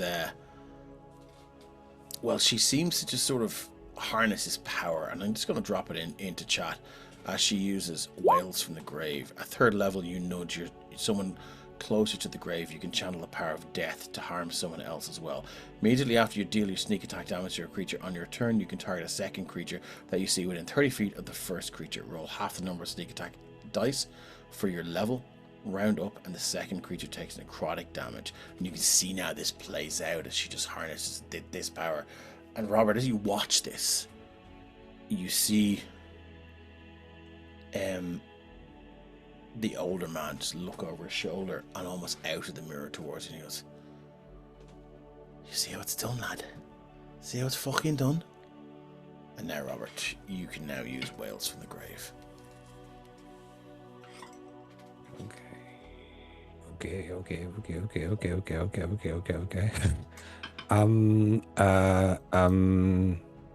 Yes. I will immediately leave the bathroom.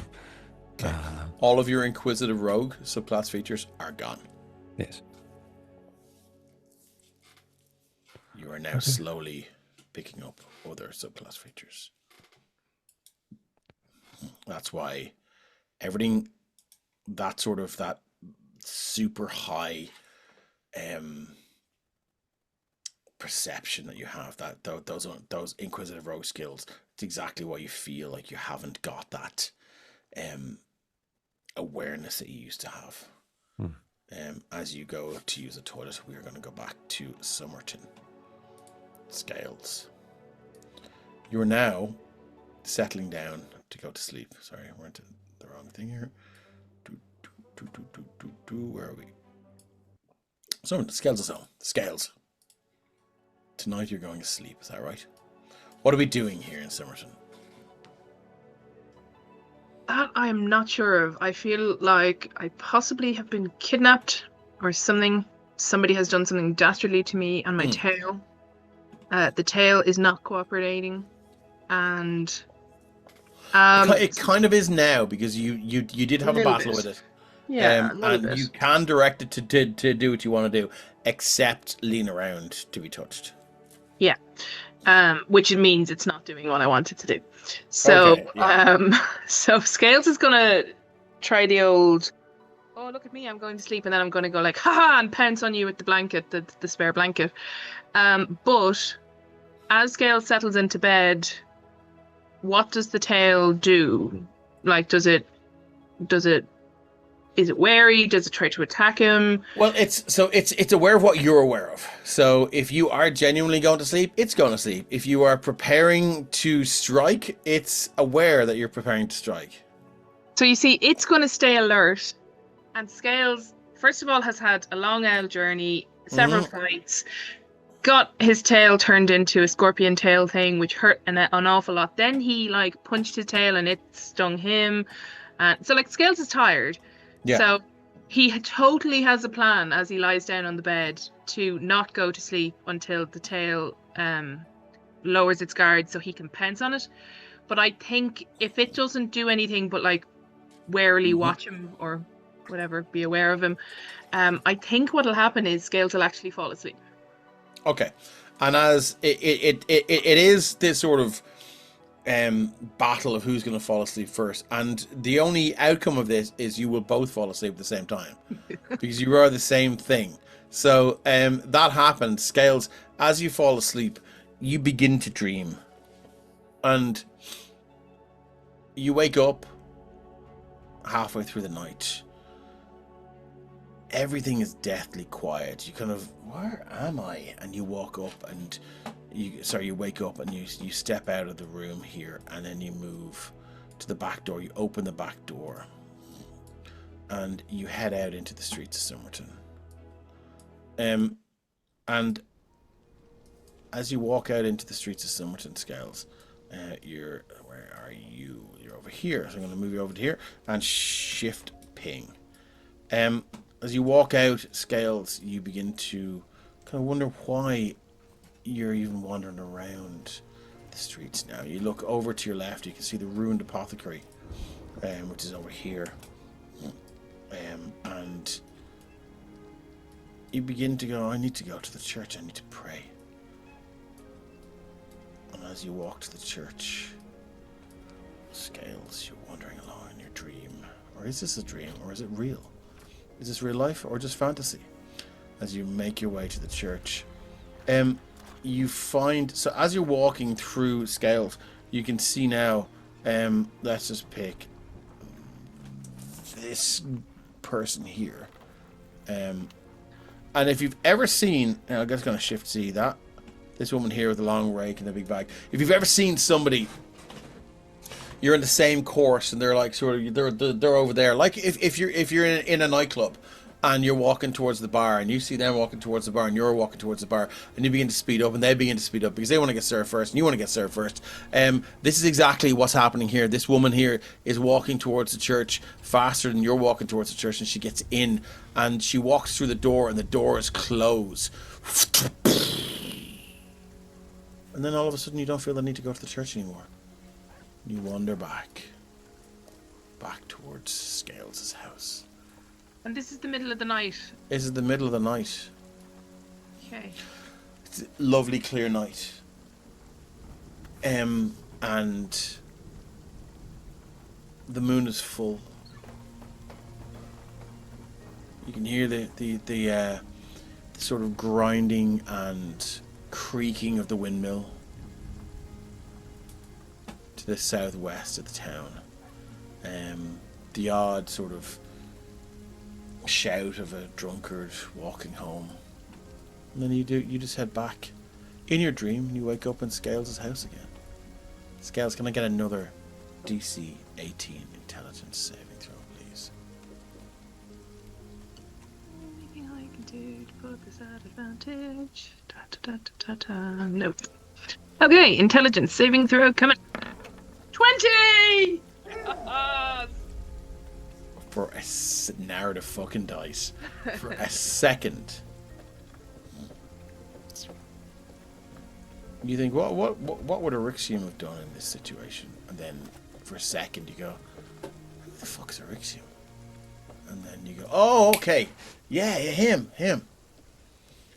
And you wake up in the morning. It's morning time, Scales. You're like, that was a weird dream.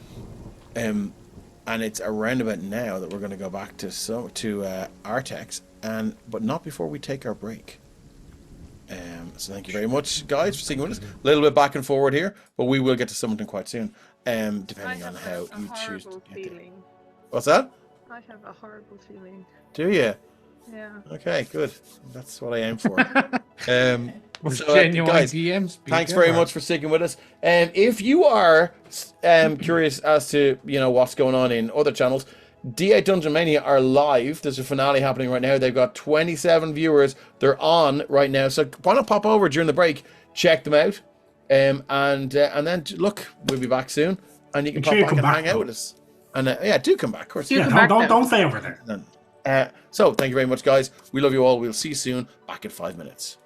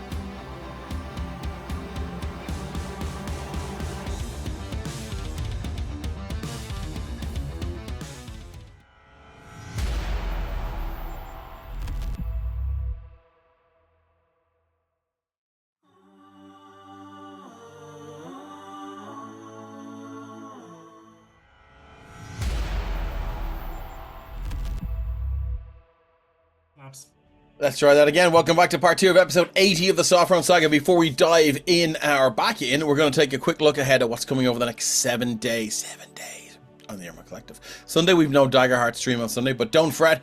I cannot wait to return to Daggerheart on Sunday, September 14th, or possibly earlier. Actually, it's not going to be possibly earlier. We are September 14th, and we're all going to be level 10. It's going to be ass kicking. So we can't wait to get back into Daggerheart with the wonderful Wayne Talbot. So do stay tuned for that. But on Tuesday, we're back with Arcane Adventures in Andromedas, which is run by GM Carrick, who was playing Ren today.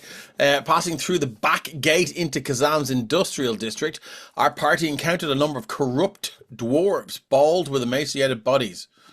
Is this a foretelling as to what the mind virus may do if left unchecked? Tune in to find out. Carrick, what the fuck? I made Gollum and set him on the party. What the fuck? Yeah, You made golems? Yeah, multiple. Oh, damn. And set them on the party. Yeah, no, there's been signs of that. If you have it for too long, weird shit starts to happen to you. So, Okay. Good to know. I don't want to spoil too much, but Ren did share with me his notes, and a big Some of part of the campaign has to do with dealing with some infected goblins, specifically mind goblins. Nice. Okay. Excellent. Good to know. Moving on.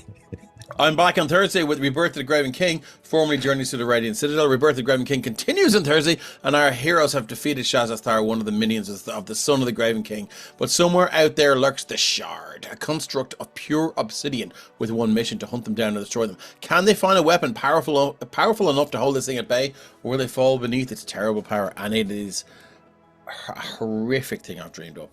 Anyway, if you stick around till the end of the stream, we like to kick back for 15 minutes or so and discuss what happened, what it could mean for the plot, and how our players and their characters feel about what just took place. This is, of course, completely free, not behind a paywall, but will entirely depend on whether I've run over the 3-hour stream by 90 minutes or not. We all want you to feel as included in this story as possible, so stick with us, and wherever it may be headed.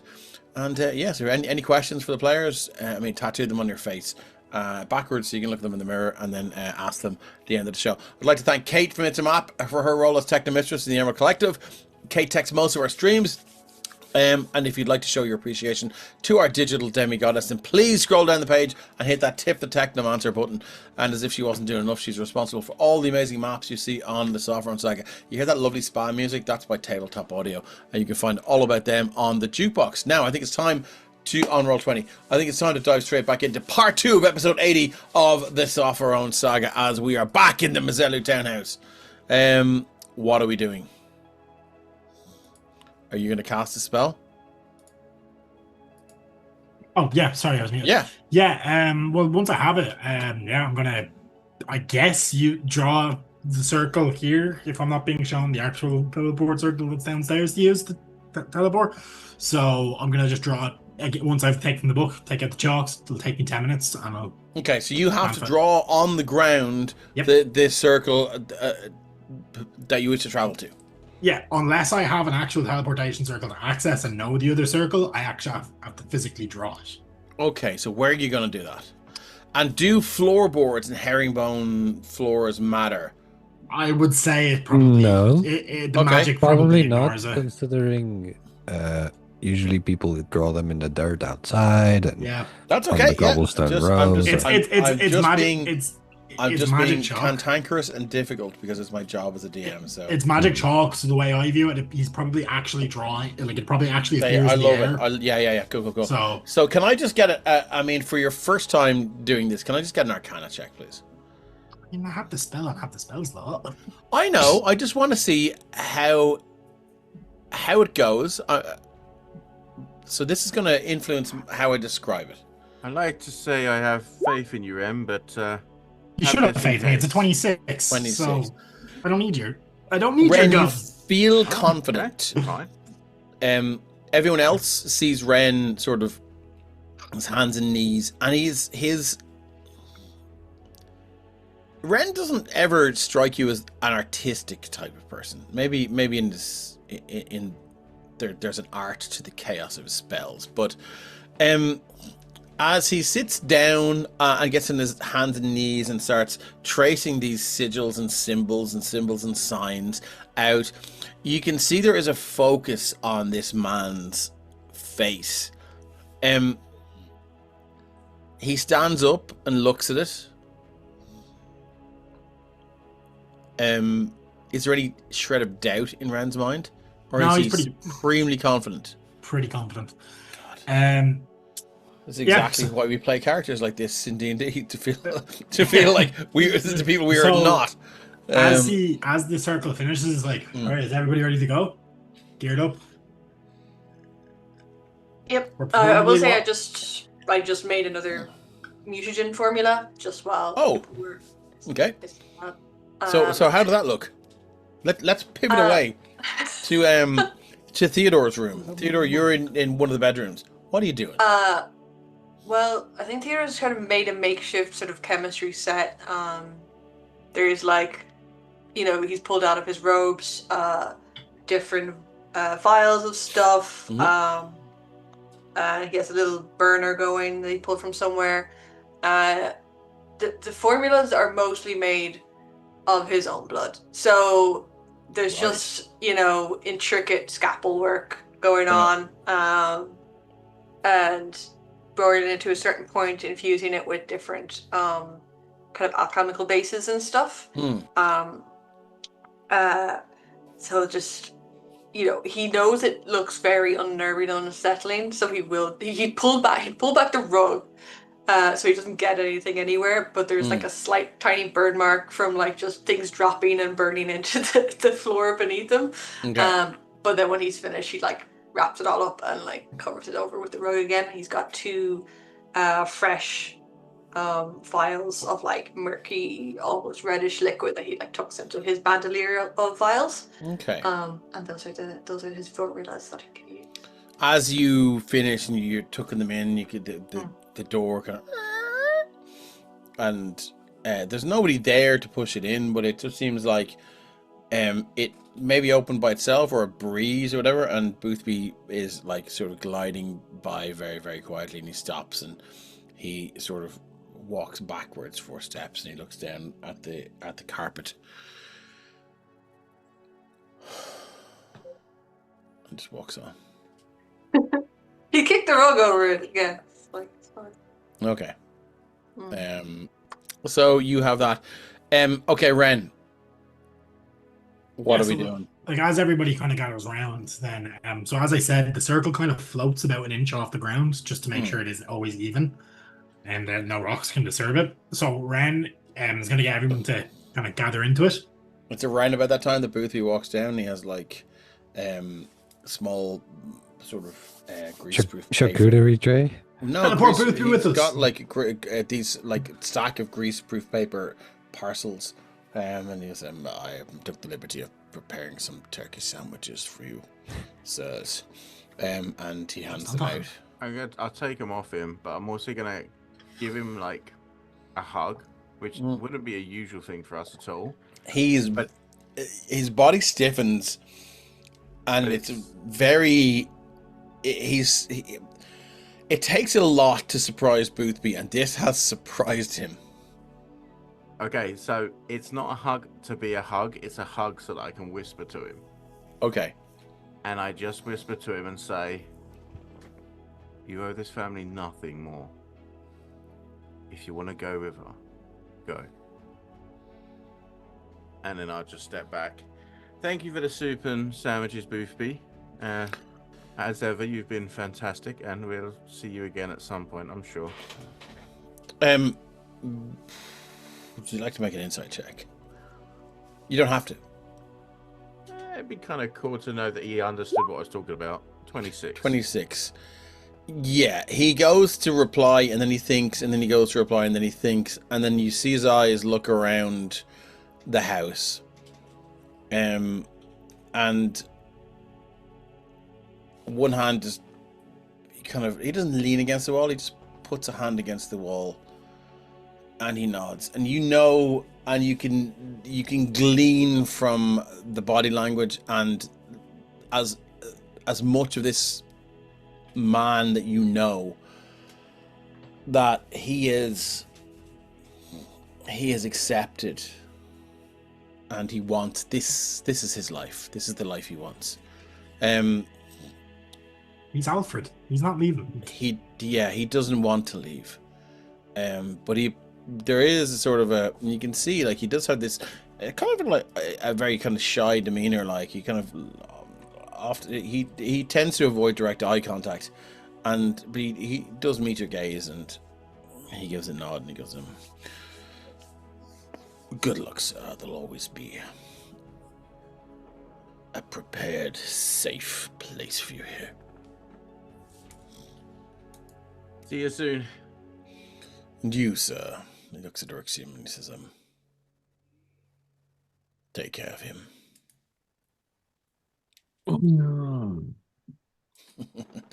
Ren, are you going to cast a teleportation circle? Yeah, once Boothby stepped out of it, Ren kind of reaches his hands down by his side, and then from the like circle itself, like golden threads of the weave begin to connect to Ren's fingers, and like the gold marks spread up his forearm, kind of like different sigils of like magic sigils that kind of mirror what's forming the circle. And he just pulls, and everyone inside the circle unravels, and then will kind of form up, like almost like this golden thread inside the circle they teleport to. Ren, as you begin to cast this spell now, you see these golden lines begin to weave and come to life, forming the pattern of this sigil. And as the lights begin to flash and shine and almost form this wall of golden light, as the lines sort of begin to flare upwards, the last thing you see now, Ren, is you're casting this spell, and everyone else, I mean, I feel like Ren is more in tune with this, so he's less disorientated. So Ren is the only person that's going to see this, as this teleportation circle washes over you now. First off, Eryxium, Mazellu, Robert, and Theodore, your vision swims. You almost, your sense of balance disappears, and you drop to one knee, but there is nothing beneath you now.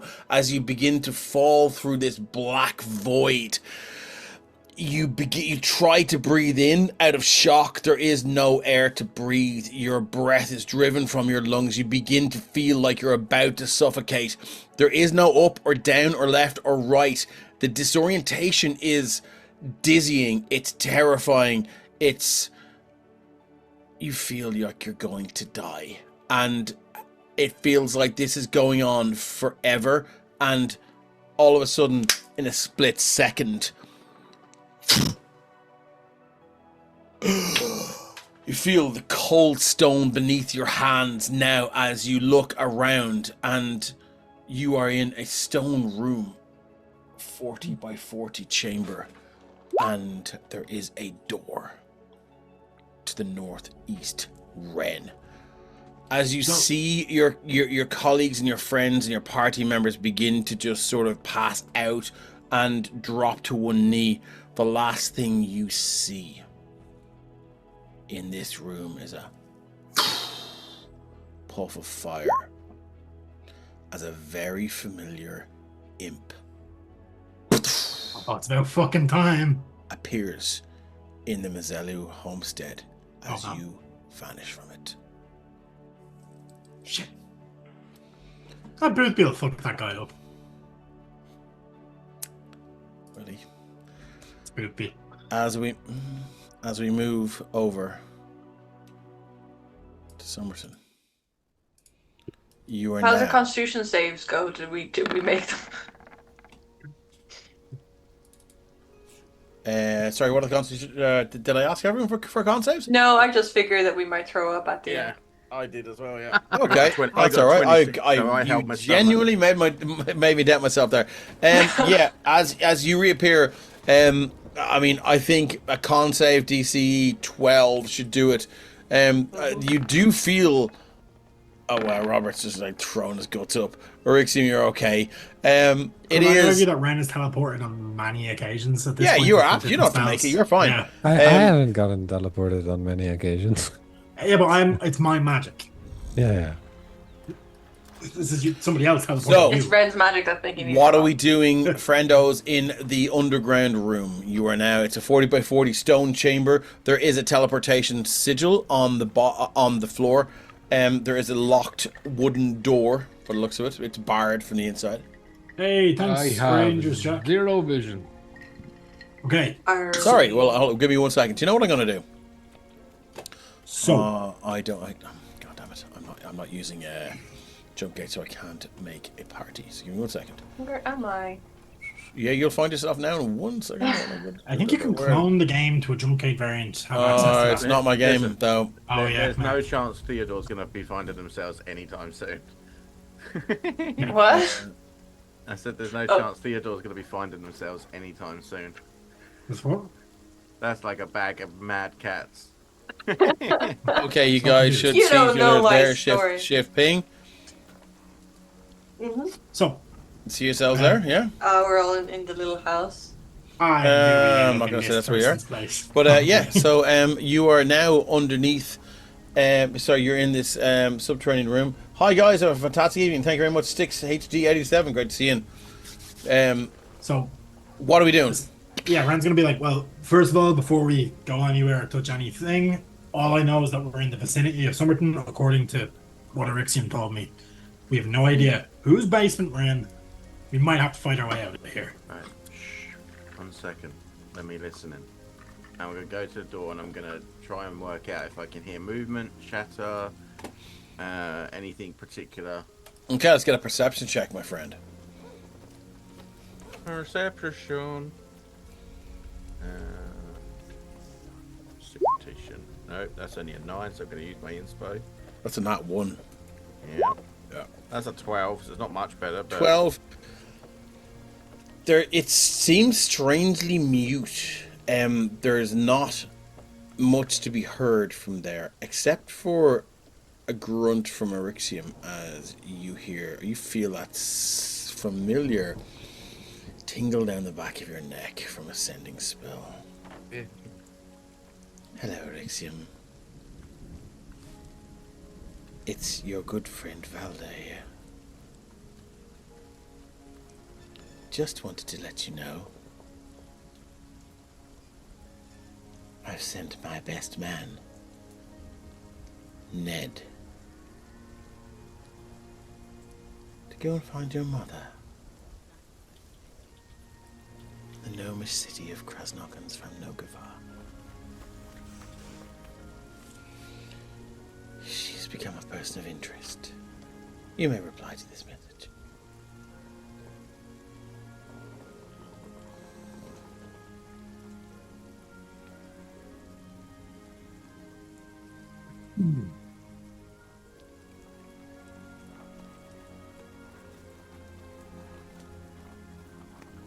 I wish him luck. Okay. What are we doing in this room? Hear anything at the door? I don't. Robert, I might Erixium will ask walk if you- straight through the door. It's locked. He will throw his fucking hammer through the door. Okay, cool. You throw your hammer at the door, it splinters, and as the wooden planks in this door splinter through, this loud, resounding crack.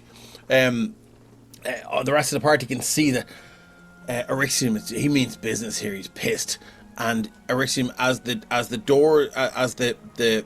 planks of the door splinter, rocks just fall in through the door now, and you can see now whatever these stairs were, they're completely caved in. You are trapped in a basement. No, we're not. Congratulations, Ren. You've transported us to a ruin. Is there any light in the rubble? No. Hey, Erixium, stand back. What are you gonna do? I'm going to take a lodestone out of my pocket, drag it along my arm, and I'm going to disintegrate the rock pile. Okay, cool. So how long is your disintegrate ray? The range on it 60 feet, I think. Okay. So I assume about 60 feet. Does it not say that it's a line of? It's not, disintegrate's not a line. It's Is it not? I thought it was. hit. No, it hits. Okay. I think it's a 10. Object. It is. I think it disintegrates a 10 by 10 area.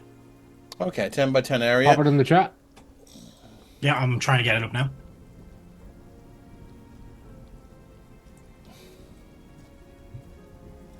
don't have shape earth, otherwise I would have just done that. But A this is thin cooler. green ray springs from your pointy finger to a target you can see within range. Target can be a creature, an object of creation. Disintegrated creature. Does it say?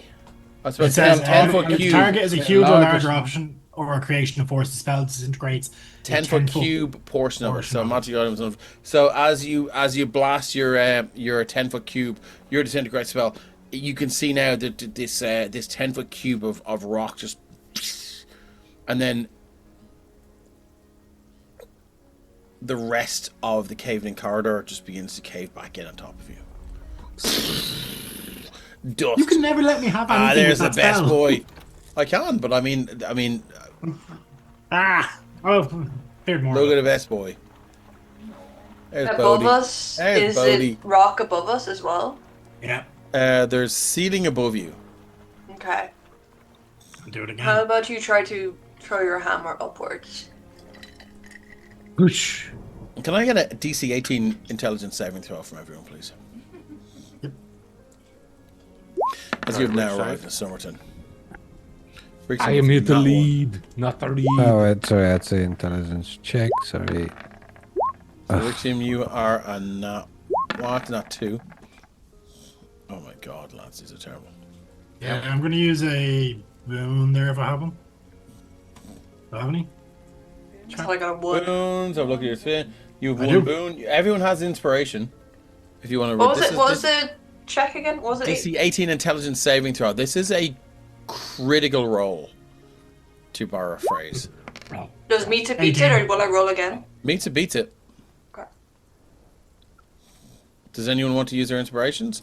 Nah. If I'll not, use mine. I'll use okay, mine. tell me if you fail. How many's in the pool? I fail. 2 in the pool, and everyone has 1. Also, Kate's cheating, by the way, Why? because you have 4 boons. Yeah, that's against the Oh! rules. Oh! I never look at what I have. I keep forgetting. I must get better at that. I feel it's poetic for me to throw the hammer at the roof to do the intelligence check, so I will sacrifice my boon. Fuck me, dice. Okay, cool. Right, so I'm gonna go around the table. Ren, did you make it? I did. Robert, did you make it? I did not. Okay, Robert. You have no idea who these people are with you. Every memory you've ever had of this party has been plucked from your mind. You do not know why you're here. You do not know who the fuck these people are. And you have no clue what the fuck is going on. Ryan, sorry. Sorry, Dave. yeah. How far does that extend? Like, is it also for my upbringing or? No, you can remember your upbringing. Okay, You okay, cannot okay. remember ever meeting these So, people. You cannot remember ever knowing who they are. That include people that would Okay. have known him from Summerton before the party formed. Yeah. So Because I'll, Ren would have been aware of Robert beforehand. Well, just hold on. Let's go, Robert, here. I'll like move to the back of the group and then see if there's a way out of where I am now.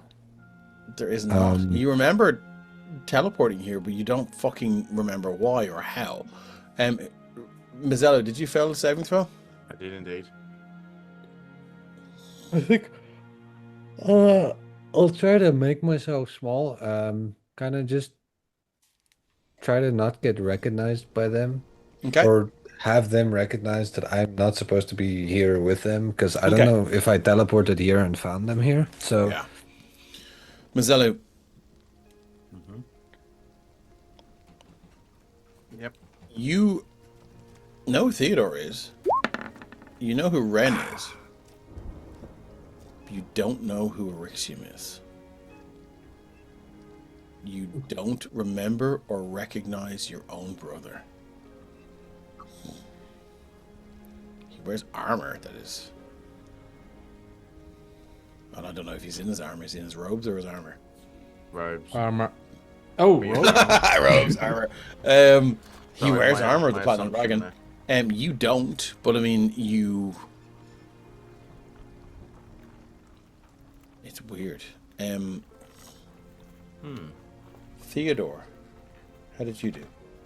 I got 18. 18 for a split second.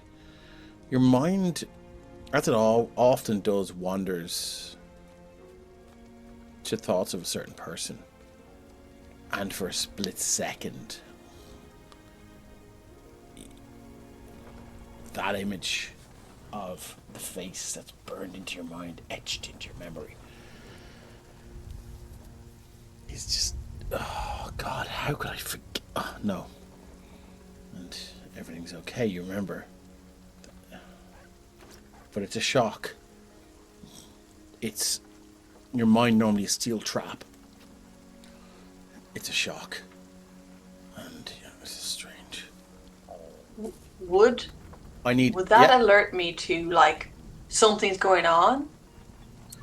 Like, would I feel, oh, maybe it's just the transportation was, like... Yeah, that's a very, very... And I probably would have said yes until you said that, because I didn't consider that.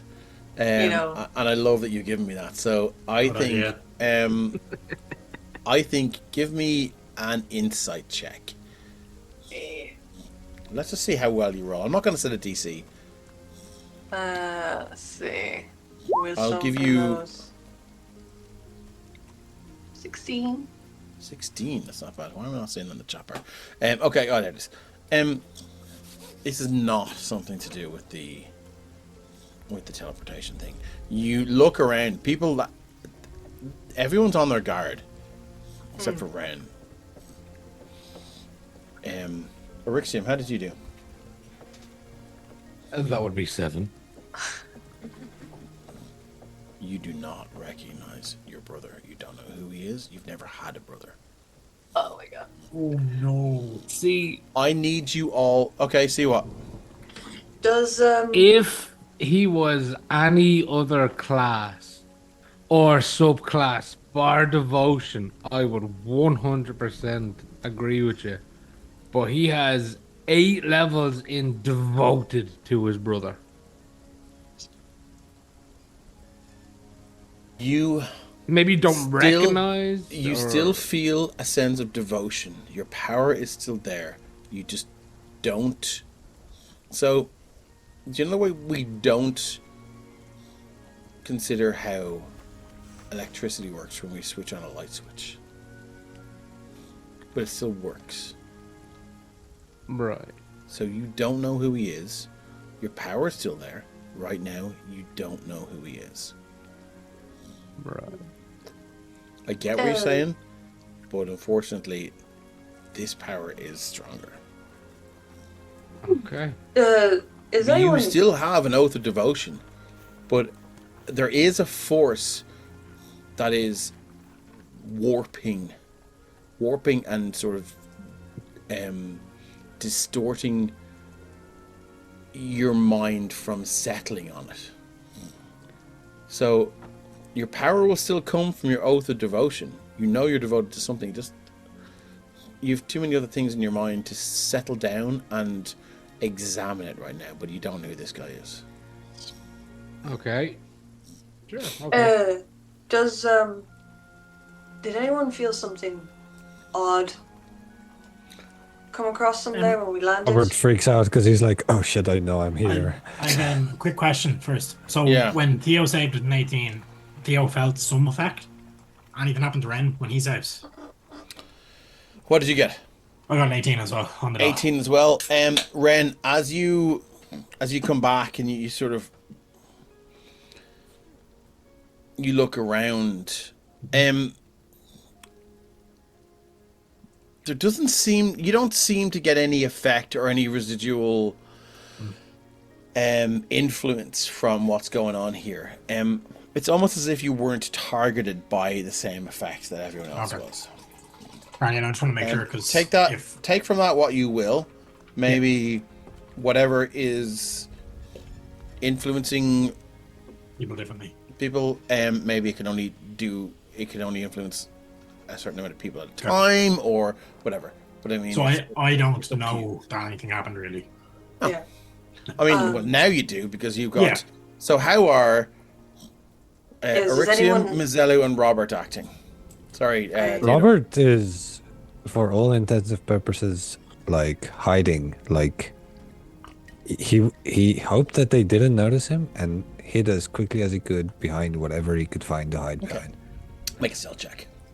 I did. It's 28, but I have disadvantage, so it's only a 20. It's a 20. Okay, cool. Wouldn't you just go? Where did Robert go? Did you teleport him somewhere different? He was here a minute ago. I saw him a second ago Who when we the fuck landed. is Robert? What? Who the fuck is this person as well? Who did you bring with us, Ren? That's your brother. Very fucking funny.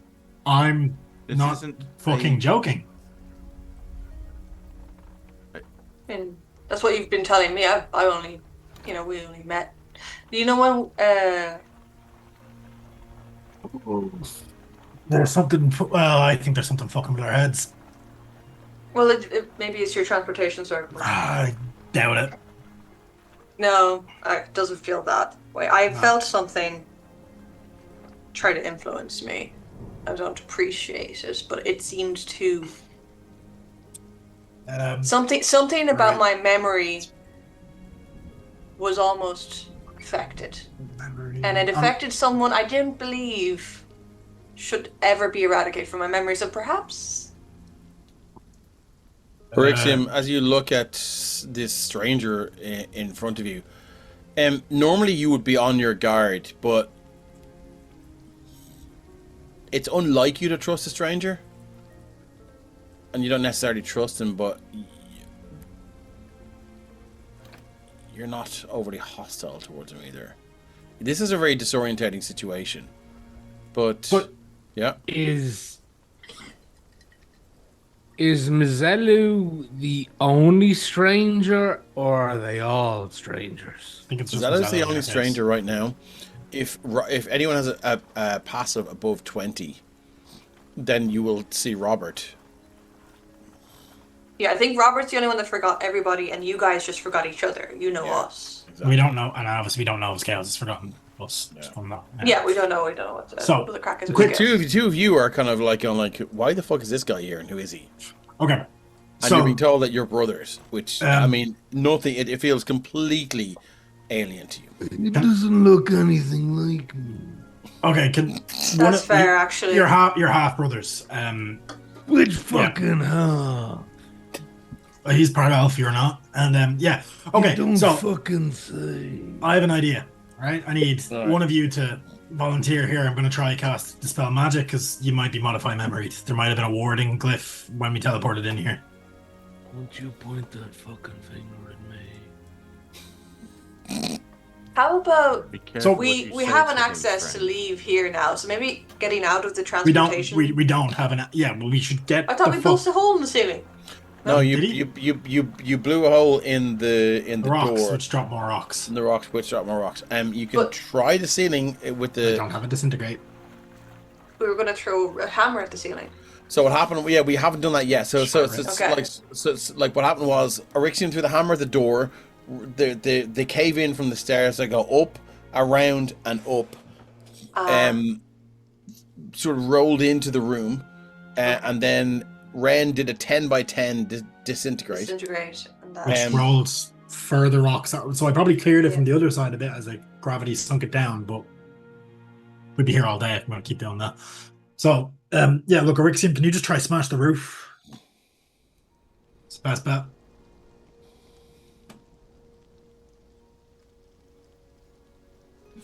Silent treatment now. I don't know why you're acting so strange around the new guy. But I'll fling the hammer as it fucking whizzes past Mizelu into the roof. Oh, the new guy, it's your brother. And as you do that, you can see that the timbers on the roof just cave in now, and anyone that is anywhere near the teleportation circle as this rain and landslide of rocks just fall in now, completely covering and destroying the teleportation circle that you came here in. But you can see chinks of light now and dust. Okay. What's going on with your face there, Stephen? Magical. The 90s are attacking my brain. Does the teleportation work a teleportation circle work the same as a Stargate does? As in, when it is activated and the lock in, does it blast debris off? We don't know. It's only one way to find out. That's Play some D&D. D&D. Right. Is there enough room in here for us to clear away that I could blast that hole with a fireball and just blast it clean open? No, that's gonna make. It's a 40-foot room. But it's Or gonna could we make throw too a much rope up noise. there? It's gonna. Right, hang on a second. I mean, smashing it with a hammer makes a lot of noise. Looking at the hole in the ceiling now, Dave, is it big enough we could actually climb through? It's not. There is. I mean, maybe with an hour or two's work, there's just like physical work, you could probably make your way out. Yeah. Could So we it just just needs to do be that? How high up is it? open. Okay. The ceiling is about 12 feet high, Okay. but there's enough debris that you could sort of climb up it. Yeah. Yeah, but like, is the hole big enough for us to actually fit through? Not yet, Yeah. but you Did the could hammer climb fall up the back down? mountain of rocks that have fallen, Yeah. and you could probably work on it from the top of those rocks, which would equal the ceiling, and you could sort of maybe carefully try and find your way out. If I cast reduce on the rocks there, do you think would I logically be able to probably make the hole bigger? I mean, you can certainly Or- try. So what I'm getting at is. Oh wait, actually, I have telekinesis. Perhaps could I just pry it open? Yeah, sure. Yeah. Okay, I'll drop to 5th level. I'm going to cast telekinesis. While he's doing that, I'm gonna have a look around for Robert. Yeah, I think there's. I don't think I have a height. Even with your 20 stealth, I mean, there's only so much room that you can hide in. You do see. Robert, describe how you're hiding and what it looks like, because you are found. Robert is literally just like almost fetal position, crouching, really still, and then he's like, he locks eyes with Leo, and he's like, looks up at the hole. Did Ren pry it open? He's in the process of doing it. I think he's doing that right now, Yeah. and I'm going to talk to you. Yeah. And If you want me okay, to describe that first, if you want that to happen during the conversation, I can do that. It's up to you sure, guys. Robert will like raise his hands and slowly stand up. Kind of, hi, you got me. Do you? Please don't kill me. We can only see from your nose down, by the way. Oh, sorry. That's Camera. okay. There you go. There he is. I won't kill you. Do you? I know we only met, but I just have to ask you. Do you know who I am? No, I don't know any of you. Okay, that is not. That's not our deal. I feel. Ren, yeah, who no, the fuck it have doesn't. you brought along with us? Like, what is this? This is These- meant to be a semi-stealth mission, and you bring along these two fucking idiots. Like I said, one's your brother, one's our friend who's clearly also been mind fucked by whatever happened here. So at this point, fuck Robert's the stealth. heart. Let's get scales and get out of here. Robert almost feels extremely happy to be called someone's friend, but it's by absolute strangers. So he's like, he doesn't know if he should be happy because he's never really had one except for like one other guy. So he's like, Friend. We know what you guys were getting behind enemy lines. Ren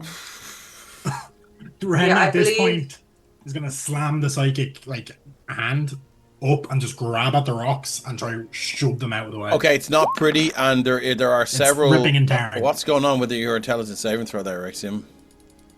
As Ren rips down the rocks, as the dust and debris clears, there is an image of the spectre who wishes to kill Ren blasting down through the debris at him in silent image. I need to make a saving throw, do I? Or It's just to scare you. Okay. Arixium has now been fed up with his lip and is scaring him with an image of the true. Rixium's been the one giving lip, but okay.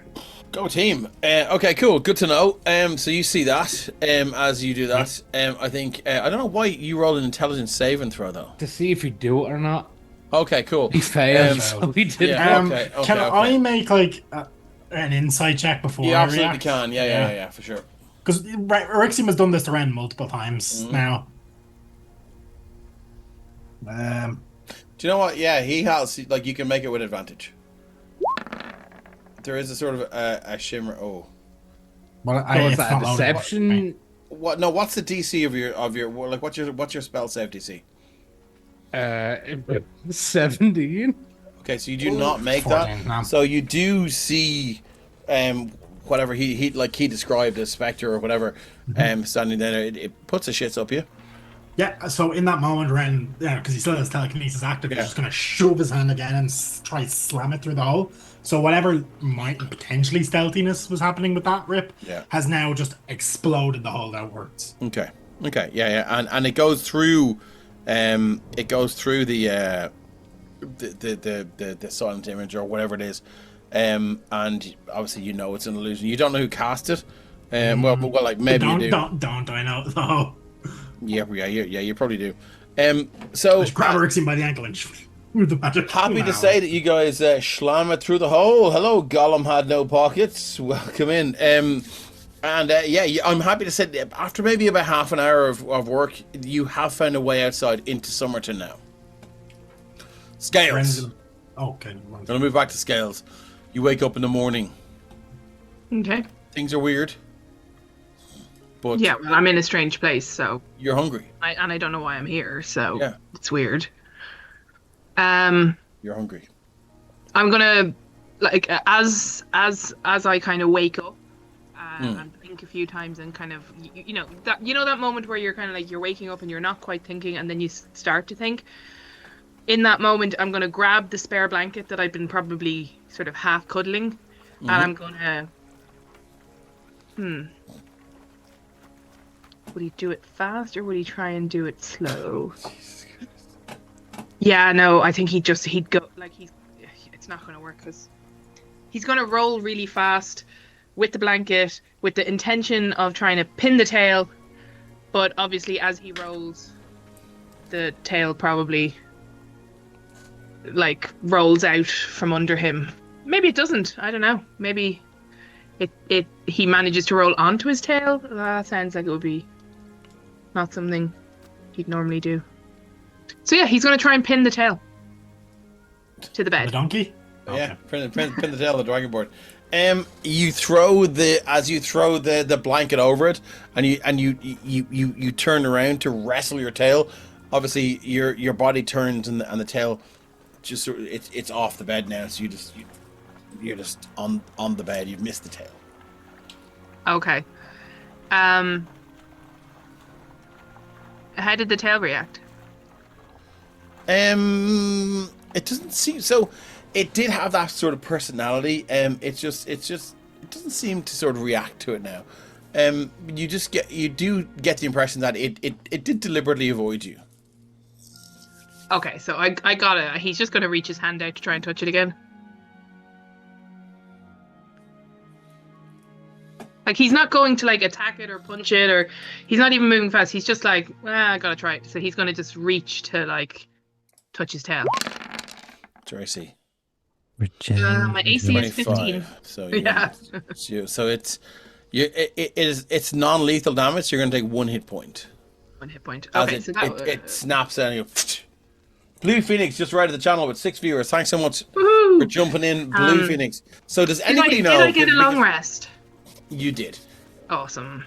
So here's the question that I want to know about Twitch, because like when you see somebody coming in with a raiding party, it takes a while for them to start talking. Are they straight in, or do we have to wait to go, hey, welcome in, Blue Phoenix? It's the delay on the...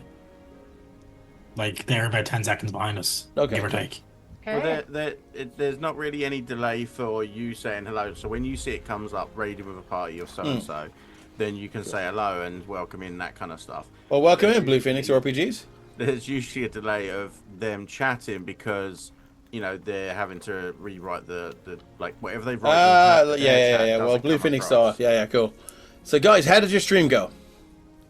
Blue Phoenix is actually awesome, and she's one of the incredible players over with Solid 10 D&D. Oh, awesome. Cool.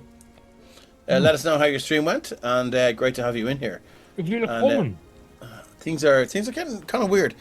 So, where were we? Scales. You did get a long rest. That's absolutely fine. Guys, so I am looking at you all, and we're going to go back to the guys underneath the apothecary. How are we doing? You are now out on the street. Out in the streets of Summerton. Out in the fields. How are we doing? Whereabouts are we in Summerton? You are just made your way up and out of the destroyed apothecary. Oh, look, the apothecary's already destroyed. Is it daytime? It is daytime. It's morning time, about 7 a.m. Now, question, Dave. If you look at the sun, yes, sir. Was the apothecary destroyed around the time we saved Summerton, or has it been destroyed since? Oh, it's been destroyed in your absence. Well, this building was still standing last time I was here. And this isn't from us. You've been here before? Yeah, they kind of saved the town from a swarm of goblins that tried to come in and kill everybody. Robert, you know you're from Summerton, but... Do I remember saving the town? No. What is this guy talking about? It's Summerton. Why would it even need saving? It's like Why would goblins attack Summerton? There's nothing here. Why Because they probably want to eat people or some shit. I don't know. Goblins do what goblins do. While they're all talking and talking to people that don't matter to me, I'm gonna cast a protection from good and evil on me, based on what Ren has said. I want to check if there's something kind of fuckery going on. Okay, so do you want to drop that in the chat? Let's see how this goes. Because I haven't. So I designed this encounter to be a certain way, but if a spell is going to you can cast a spell that might give you a minute, I'm totally here for it. Until the spell ends, one willing creature you touch, which is you, I touch myself, is protected against certain types of creatures, aberrations, celestials, elementals. Oh shit! Hold on, give me 1 second. I need to go over to my my stat block here. Not a tumor.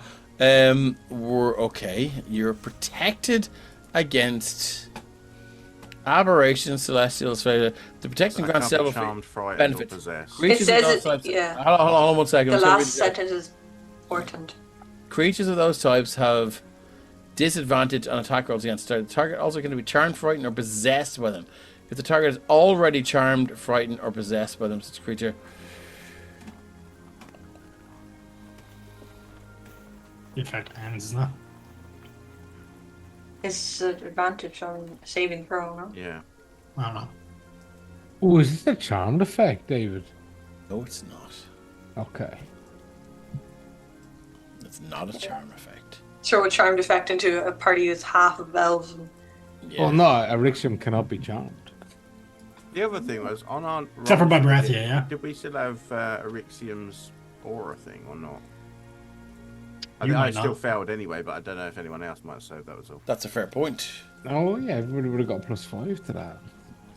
Will that change anything for anyone? I'd have got to like a 12, I think. It was. I think you all guys were like fucking 2 or 3 or something like that. I wouldn't have needed to burn the boon, but I already did. So That's what I'm saying. it's a I pretty much could have a free burned a one, boon, but I mean, No, it's too done. late It's now. done.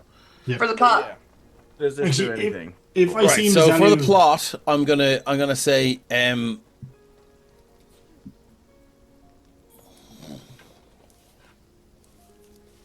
your protection from evil and good kicks in. Like, even if it doesn't save this, does it give me some idea that fuckery has occurred?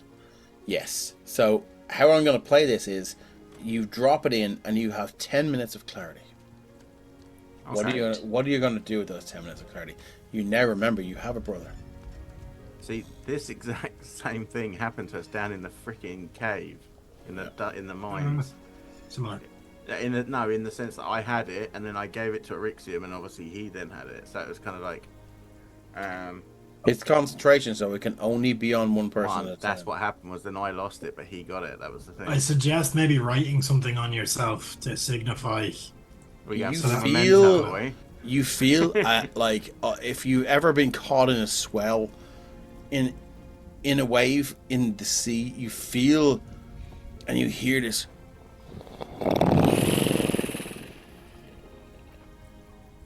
It's just this swell of protest and pushback against your spell.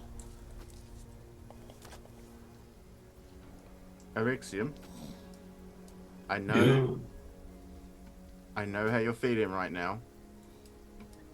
I've managed to do something to myself to actually remind me we are brothers, and I'm not expecting you to accept that until it's time. But I just ask you not to kill me, at least for father's sake. What did you do? I cast a spell on myself that I usually cast on you to protect you from she who will not be named. It clarified my brain for a minute. I can do it for you if you want, but it will take it from me if it would give you that sense of release. Everyone the looking spell? around now, I'm going to stop you there. Everyone looking around, you look at the bakery, you look at the blacksmiths, and the bakery looks about maybe 60 feet away, but your eyes kind of get a little bit weird, and the bakery looks about 600 feet away. Then it's 60 feet away. You look at the blacksmiths, it's about 20 feet away. It's further down the road. Everything is very disorientating right now. Mazzella, can I get another DC 18 intelligence saving throw? You have an Is that advantage. everybody? Everyone. You have advantage on this now. All of us need to cast. No. I just need a DC 18 intelligence saving throw just from Mazzella. Oh, sorry. Yeah, That's- +5. So that's a 19 it would be for me. It's a 19. There's a pulse, and there's an animalistic anger. As you sort of, if you can imagine, when you wake up, your eyes are all sort of. That doesn't have to be goop in them, but like when you wake up in the morning, your eyes don't work, and you clear them, and you kind of rub your eyes, and you can see your phone, you can see the dog on the bed, you can see everything properly. And it's like this spell has just cleared your eyes, Mazzella. But there you sense there's a boom, low bassy drum of energy, and you for a second again you feel that intrusion, but it's gone. You've saved. So does this feel like desecration to me? It does I will. not. It doesn't. Okay. It doesn't. Could I cast detect magic as soon as I see the building start to shift and change like that? You absolutely can, yeah. Yep. So We should try to find your friend and leave here as quickly as we can. I know where Scales lives, so I assume that's a good place to check. But Who the fuck is Gollum had pockets? You're robbing our jokes. I love it. You're in. You're part of the gang. I saw animalistic anger support made in the SFX. Who the fuck is that? It's gotta be somebody we know? Someone that knows you. It Really has to be someone enjoy that knows this. Oh, I know who it is. I know who it is. Yeah, okay. Amazing work, sir. Amazing we work. know who it is. No, it doesn't matter. Anyway, cool. I was As like, said, what the Gollum fuck? had no pockets, but yeah, he always had a fish on him. He did. Yeah, where's Yeah, he keeping those um, things? Ren's eyes just Nice. pulse gold. Cool. And Okay, he cool. starts to scan the area for magic, see what type of magic it is. Okay, You know, obviously there's magic at work, but he's trying to trace it. If you detect magic, there is. So you have conjuration magic below you Yep. from the teleportation circle.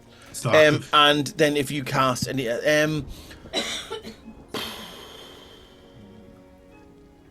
if you cast detect psionics, we might be having a different conversation. Psionics wouldn't psionics be Psionics magic? is not though? magical, so Yeah. Okay. in it's my not. world, psionics are not magical. No, it's not.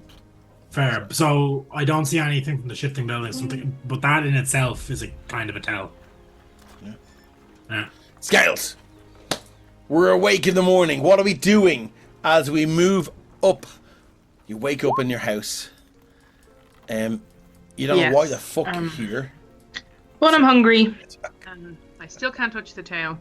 So, after it gave me the little, like, basically slap on the hand to be like, don't touch. No touchy. Scales will kind of like, he'll sag his shoulders a little bit. And then he'll kind of shrug. And he'll grab this pretty looking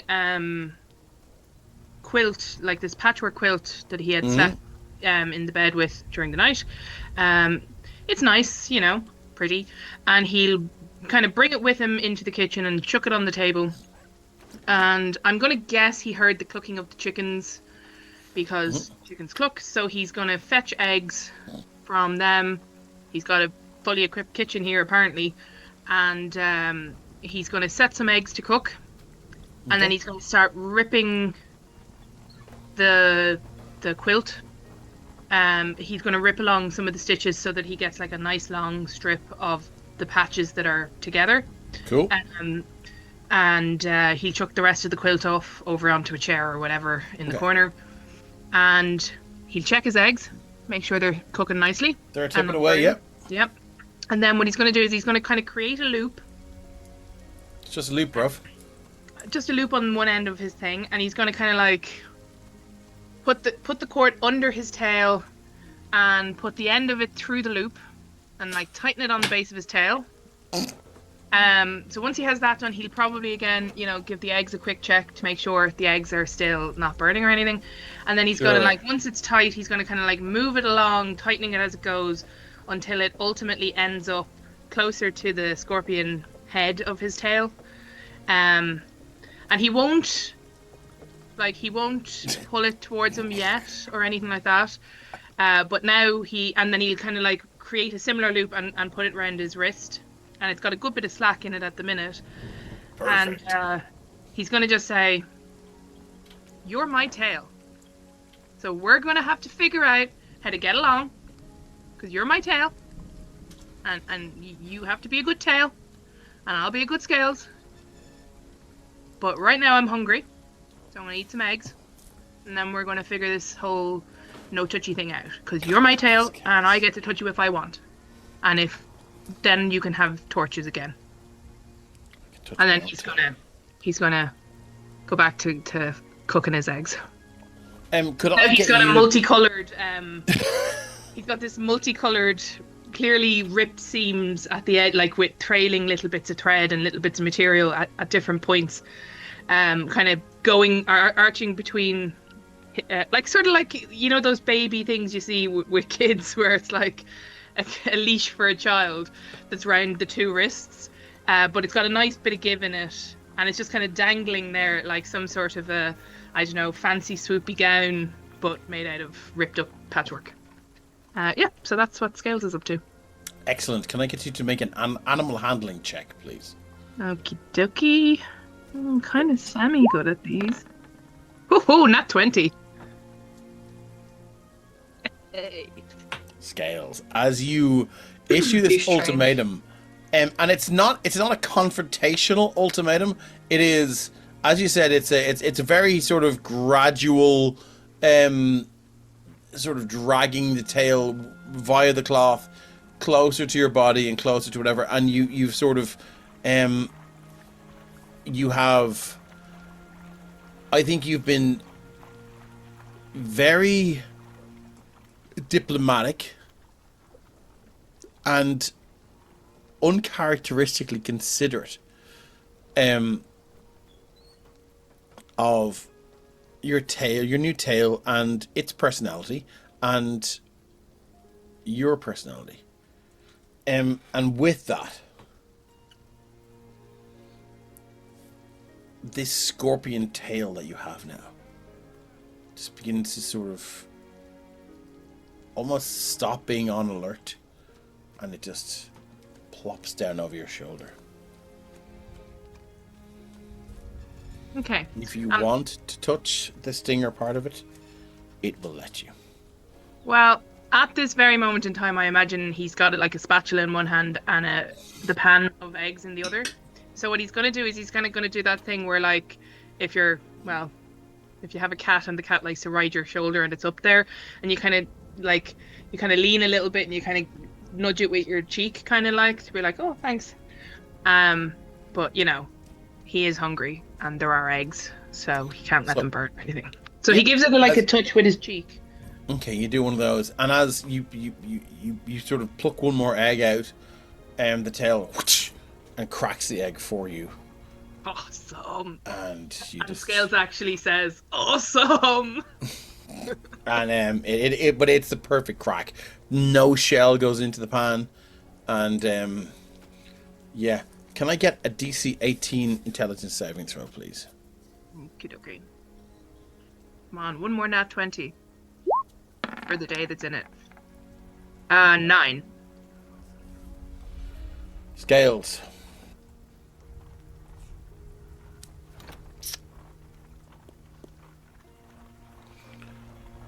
All of those dreams you've had, they've been modified memoried out of you. Yes. The dreams I actually still remembered? No. The things you were that's the page modified memory. Deliberately modified. Oh, okay. Yeah. That wall dissipates as you now remember everything. You now remember those visions. You know and remember who and what you are. You remember the visions you were granted. Your history. The Dragonborn's history. What happened? You being brought to the ruins to the north of Sopherone, turned to stone as a child. All of it comes flooding back like a tidal wave, a tsunami of agony. And you drop to a knee. The pan is knocked over. The oil and the eggs spill, creating this mess on the floor. Scales, put your hands to your head. It's all come back. And you remember your meeting with the page. You remember the question they asked you. Would you like to forget about all this? You said yes. Everything comes flooding back. How does Scales react to this?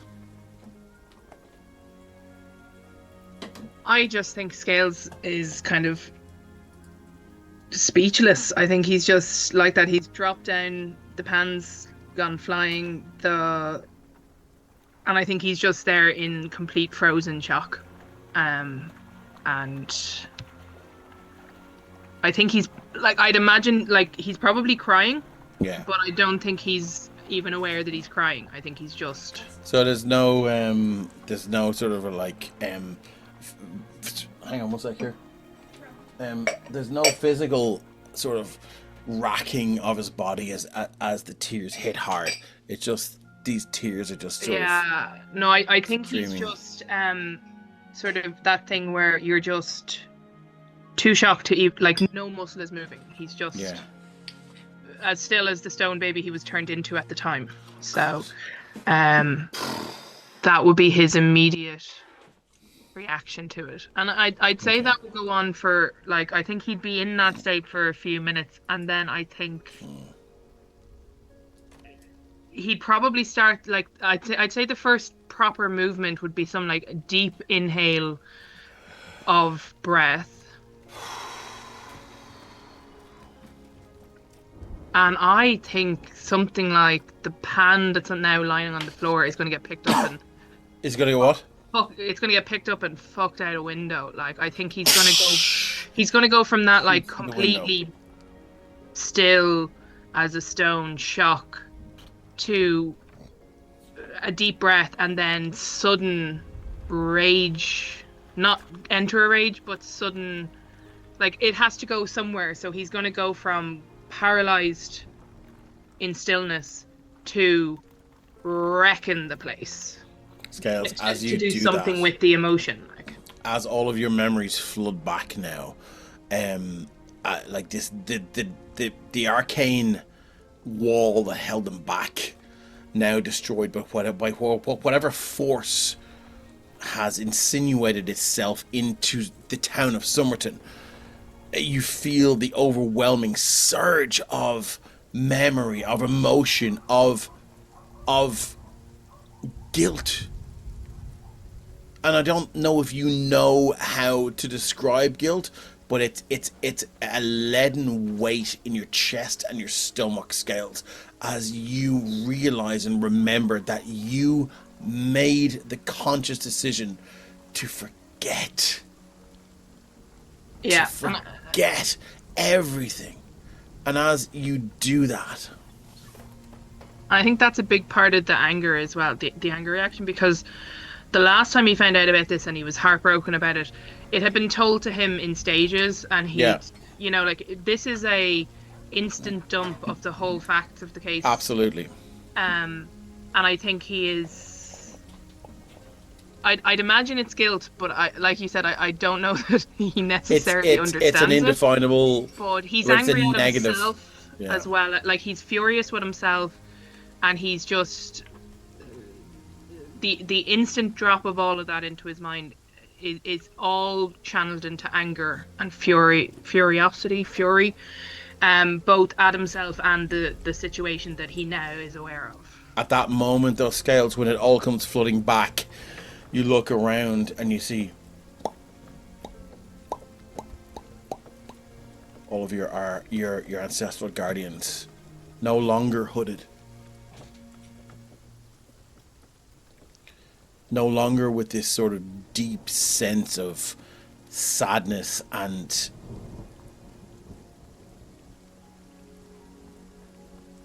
melancholy. And as you look around, they're not happy. They're not building flatback furniture. They're not like drawing hopscotch things in the ground for the ghostly kids, but they are sitting around you. And Can I attack them? Sorry? Can I attack ancestral guardians? You absolutely can. You can certainly try. Yeah, it's No, I don't know. I think he'll swipe at some of them. He'll be grabbing, like there'll be pillows flying at the ancestral guardians. Yeah. Anything he can lay his hands on quickly. It all goes as he through. rages around it. It all goes through Scales. Your turtle mace, your new scorpion tail, everything goes through, and And he's gonna yell at them as he's doing this, probably several times over the course of. what is he yelling? You knew about this. You knew this. It's again, it's that anger at himself for like I chose to forget this. Yeah. But at the moment, it's being processed by, you know, these these motherfuckers have been around all this time. They've been popping up. They've been doing their solemn thing with the capes and the standing and the watching and helping out in fights and stuff. But they all knew what I'd forgotten, and they all knew this probably the whole time. So like, screw them, screw fucking everyone, screw everything. Yeah, he's just in a rage. He's in the rage what probably rage should look like, as opposed to what Scales' rage is normally. This is his first real rage, and not a super calm rage. This is a proper reckless attack everywhere. This is just anything that gets in his path is a target, is to be destroyed. So the room is, you've made shit of your bedroom right now. Yeah. Oh no, I'm out in the kitchen sitting room. Okay, so you've made shit of the kitchen of the kitchen room, and every time you swing for them, it your weapon goes through them. And Scales, it's like a child having a tantrum. You're like punching a pillow, and eventually your breath starts to heave, and eventually you just stop. And it's around about then that she still don't like you're still lacking the memories that whatever force in here has sort of has altered your mind, but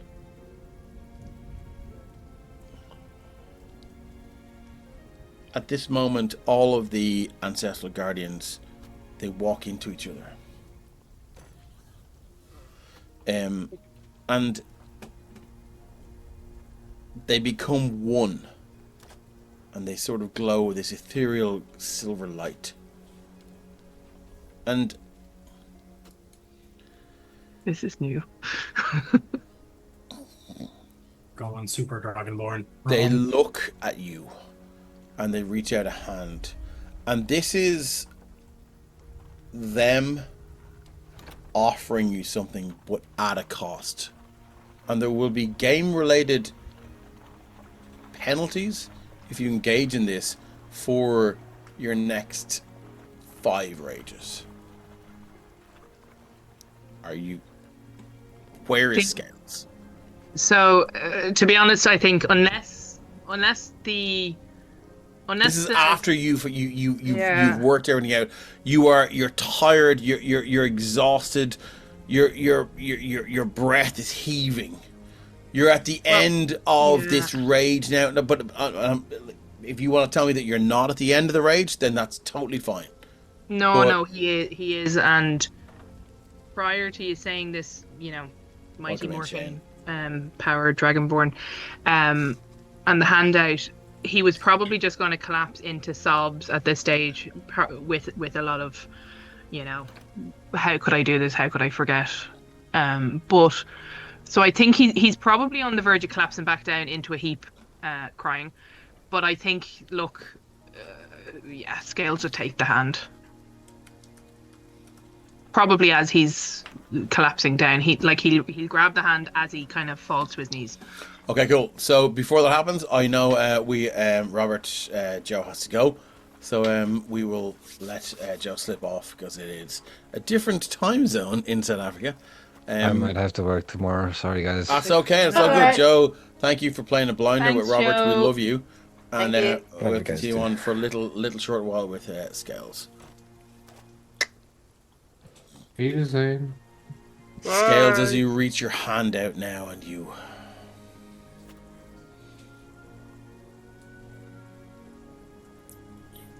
fingers pass through what is an ice cold spectral hand, but it's almost as if you can imagine, without risking the grab my strong hand jokes, it's almost like there is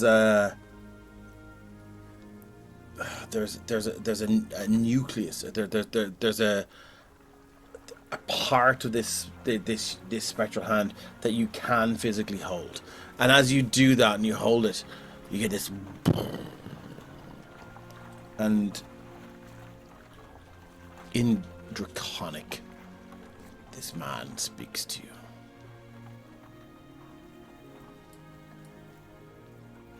Oh, Scales.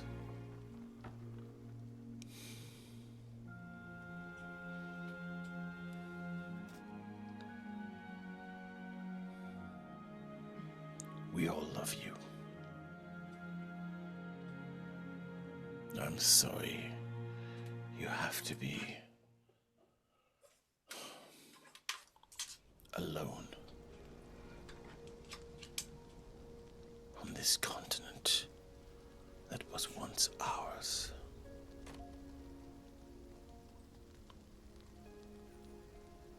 You don't deserve this. You are a beacon of what is good. You are a beacon of what is right. And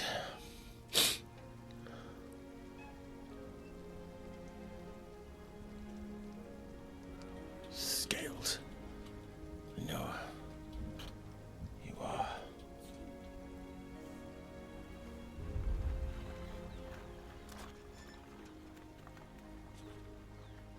fighting for your life.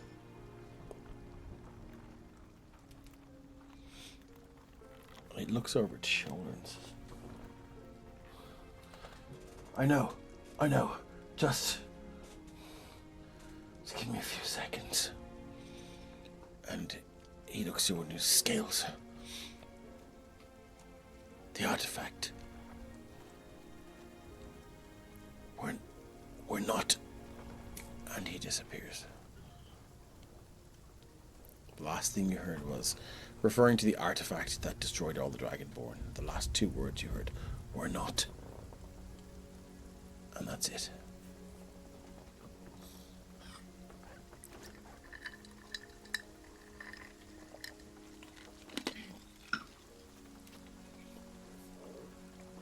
And now, did I presume when he cuts out like the ancestor, the combined form, the ancestor just go poof gone, back? Yeah. Can I get a flat wisdom check? A check, not a save. Check, not a save. Oh my god. Oh my god. Narrative dice. Narrative motherfucking dice. I'm not gonna re-roll that, so I'm gonna leave it as a nat one. Yeah, I thank you for that. Because there is a huge reveal there if you hadn't made it. Well, you need a nat 20. Okay. I'm happy to let you do it. No. I think narrative dice. I've gotten some amazing rolls. You have. And I think it's only fair that there's a moment where there's an amazingly timed nat one. I think, look, when they dissipate out, like, I would say, as he was talking, you know that really messy, snotty level of crying that you reach when you're just overwrought? I think he was doing that the whole time with, like, little hiccuping kind of thing as he tried to get breath. Yeah. But he was paying attention. He was listening. He was looking at the thing. And I think when it dissipates, he's gonna collapse down to, like, he's on his knees already. He's gonna let his hands fall to the ground, put his head down, and he's gonna now have the proper sob, like heaving, racking sobs with lots of like type stuff going on now, because as well as everything else that happened, your man just reminded him that he is all alone. Yeah. Scales. And that is like, he's out. Essentially. Are you okay? Idea with all this crying, like the snot and Sorry, one sec, Ryan. I just want to, Fonny, are you okay? I'm good. Okay? Like, it's more like no, that's fine. I just want to check in with my players. That's all. Yeah. Cool. No, cool. Scales, I think, has just, for the moment, until I'd say he'll probably bawl his eyes out until something either interrupts him, or he just kind of has that moment where you've just exhausted yourself crying like that, and you kind of go into a doze or something to recover from the fact that you just basically did like a 10-hour Pilates class while bawling your eyes out, because that's how tense you are. So Scales, I think at this point is just checked out until cool. Just want to check in with you to make sure you're okay. That's cool. Ryan, I'll take a minute after stream. yeah, and check in with me if you need to, because I just want to make sure that you're okay. Ryan. No, I was just going to say, like, I imagine, like, what would usually be, like, phlegm and stuff coming from our noses as we cry. Instead of the Scales, it's going to be the acid that you breathe out. It's just burning away on the floor. Acidic snot. Certainly, it's my favorite Cannibal Corpse album. Yeah. So, okay, cool. A little bit more damage gets done to, like, the rug. Yeah. Okay, like, cool. that frying pan is fucked now. It's just completely done. It's out the window. It's more like a dying pan. Anyway, and the chickens went flying, you know. Back to the rest of the party, sort of crawling out from the ruins of the apothecary. You're now on the streets of Summerton. What are we doing? Theodore, Erixium, Ren, Mizelu, what's happening? Ren would know where Scales lives from having lived in here before himself, so it's probably going to head that way. Yeah, I'll just Where are you follow heading? Scales' house? Scales' house. Yeah. Okay, I'm happy to move your tokens over to Scales' home. Yeah. And as you do that... Do they get to see flying pans coming out windows? And, I think that's an awful lot of screaming? I think it's around about that time Just Yeah, at Rand the just picked his end pattern, of all of what happened there. So we're not going to sort of retcon or interrupt it. I'm gonna grab all your tokens, move it down here. Gonna right click, and I'm gonna copy, and we're gonna move you over to Scales' house. Sorry, Scales' Did I hear the yappos outside my house? Now somewhat less picturesque than it was. There an we hour are. ago. So Scales is around a bit here. Yeah, you were near the kitchen. You would have been there. Okay, cool. So there we are. There's Scales' house. His old family home or something. As you guys, so whoever doesn't remember party members, grand, cool. I think it's just Arixium and Mazzella who don't remember each other. Everyone else is fine. It's okay now. What's that? Oh, sorry. Yes, of course you are. Well, okay, for 10 minutes. Yes, you are. No, but I thought because I did the save, I thought that was me. What save did you do? You asked me to do another save there. Yeah, you asked me to do another intelligence save, and I got a 19. Yeah, that was for something else. Oh, okay, fair. So the first one still counts. Yeah. That's Okay. cool. Sorry for making that confusing. No, that's all right. Cool. So you have about, I'd say, 5 minutes left in this, and you're high enough level that you know, when this is starting to wear off. So if you need to say something or do something, or if you want to recast it, that's up to you. But as you walk in, you can hear pots and pans flying around the house now. As Scales, you don't know who the fuck these people are standing outside your house. No, Scales doesn't know us. I don't remember the party either. Nope. Wow, Bruce Scales. Tom. Wait, so is this after? Sorry, Scales no, you got a nat Oh, 20, so you do remember the party. My apologies. Oh, So we would be walking in with Scales kind of heavy sobbing more than Yeah. than Having having a tantrum. an absolute fucking Sob fest. Flip okay. attack. I don't want to screw Scales over, any more than he is. But I got a nat 20 on the animal handling for the tail. Then I got a 9 on an intelligence save. That knocked the wall in my head down. Oh. And then I did a wisdom save, and I got the nat 1 on the wisdom save. So I hadn't done another intelligence save that commented on whether I forgot the party. but Okay, so maybe- I need that now Behind- then, please. Yeah. Okay. DC 18 intelligence saving throw. Let's go. Will Rixium's aura apply as we get in? Let's do it. You can do it. Oh. You don't know who these. So everyone, you can see where you are now. Are we on the map? Yeah. Okay, so- cool. So the floor is yours. Ren just kind of steps in during the van and he's like, Scales, do you mean to launch this out the window? Oh, I And assume we see Scales, the scorpion tail. Scales is gonna like. Yeah, scorpion tail. You know Scales, and you've never seen Scales with this scorpion-like tail. Now it's swishing. It almost like it has a life of its own, arching over his head and just swishing, and it looks like it's intimidating to watch. Aggressive. Yeah. Scales will kind of go from having his kind of hands on the ground and he'll kind of sit up. Oh jeez, I can't even remember what movie it is. But like he's still kneeling, and he sits up, and his hands are kind of on his lap or on his legs. His tail is doing its thing, and he kind of just stares at you all. Yeah, I think he's too tired to. I don't think he'd have necessarily the energy to immediately react negatively. I'd say the tail is pretty much like stay the hell away from me. But, you know, he's in a strange house. He doesn't know where the hell he is. He doesn't know why he's here. He's just remembered everything he's remembered. And now weird-ass strangers are coming in, talking to him. And he's like... The tail is going to kind of flick to Arixium. Theodore is gonna just Scales, do you recall who these people are?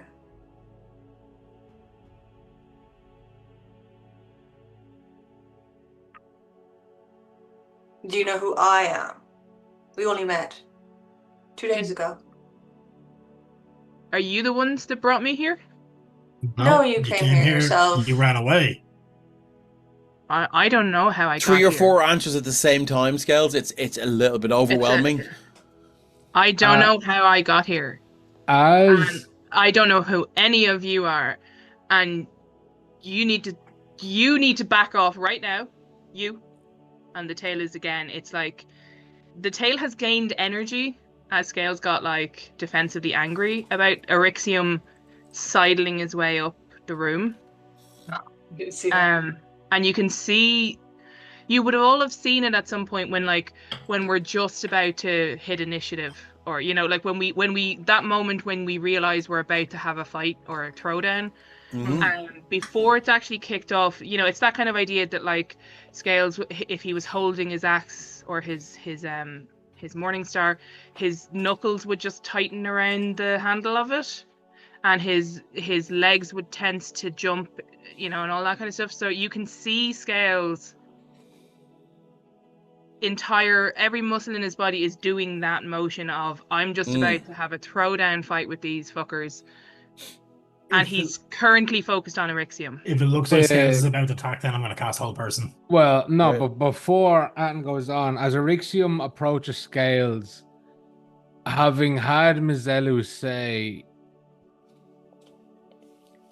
I am your brother, and having this contradiction and plausibility, Eryxium remembers Scales. So as he approaches him, seeing this new appendage, and Scales' own recognition of Eryxium, he might not remember him, but he might remember the platinum pseudo-dragon that steps out from the cupboard beside Scales, and like a curious gecko turns his head. Ooh. As the effigy of Bahamut that Scales has had several conversations with appears. Okay, so can I get a history check? I'm going to make this DC 20. From Scales, I assume. Yes. I am happy 14. to let you use Do you have a boon? You can use a boon. You have any? How before I do that hold though? on. So I need to I need to revise this down given how bad you are at this. So I'm going to make it DC 17. Okay. Now it's not going to, if you succeed, it's not going to allow all the memories to flow back, but you might remember a sense of an indefinable sense of familiarity. So you have a 14. If you would like to use an inspiration to re-roll that, you can. But you can certainly add a boon to it as well. So Just your remind choice. me, as in me the player, not me the character, how much like the ancestral guardian dragonborn spectral images does the little oh no, it's like a It's a miniature Fizz-sized dragon. It's like dragon. it's a dragon. oversized gecko, basically, but it's pure platinum. And I think 3 separate times now, Scales has had existential conversations with this effigy of Bahamut. Okay. Like, imagine Gex the Oh, gecko from the video so- games. shit. in pure Made it. platinum. That's a 3, bringing you up to a 17. Ah, There is something about this weird, blind old man. Well, not old man, middle-aged man. Middle-aged man? 20s, 30s? What are we? Eryxium. Yeah, 27. 27. There's Looks something- 37. Yeah, I Hard mean, he 27. does. Yeah, he looks about 37. Yeah, He's got no yeah, eyes, no Hard throat. Got a hard life. Guess my age. Okay, 45. What the fuck? So, yeah, there's something that clicks there. You remember that. It's not that you remember it, but there's something. Comfort. You're not on. Yeah, you're not on high alert now. And the gecko reaches out its hand in a welcoming fashion, like a safety. James Hetfield, won't you take my hand fashion. It's comforting. It's safe. Okay. And this if- is the like the size of Fizzgig. What? Like that, yeah. Maybe a bit longer. Slightly, probably like 2 to 3 feet tall. but it's stretching upwards. Its hand, this platinum tiny 3-fingered hand. This is a silent image. Yes, Okay. but if Scales reaches out, the gecko's hand is superimposed over Arixium's hand. And if they be willing to take the gecko's hand, something may happen. Okay. I'm here for this. It's glowing platinum. It is a god on So- the mortal plane. Not a tumor. Not a Duma.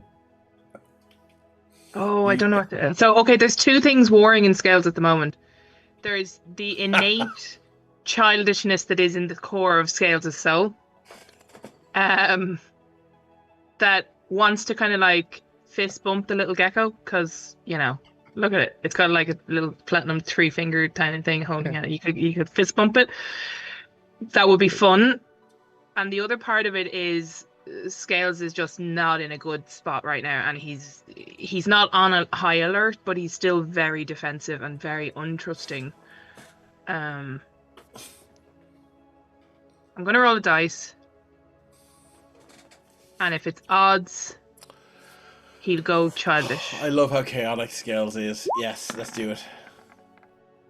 It's odds. Oh, odds. So yeah, he kind of like he hesitates, and he doesn't like put out his hand like the way he would have taken the ancestor's hand, but he does kind of like, much like he kind of did the little finger poke on the to try and finger poke the tail to see if it would rock or at the start.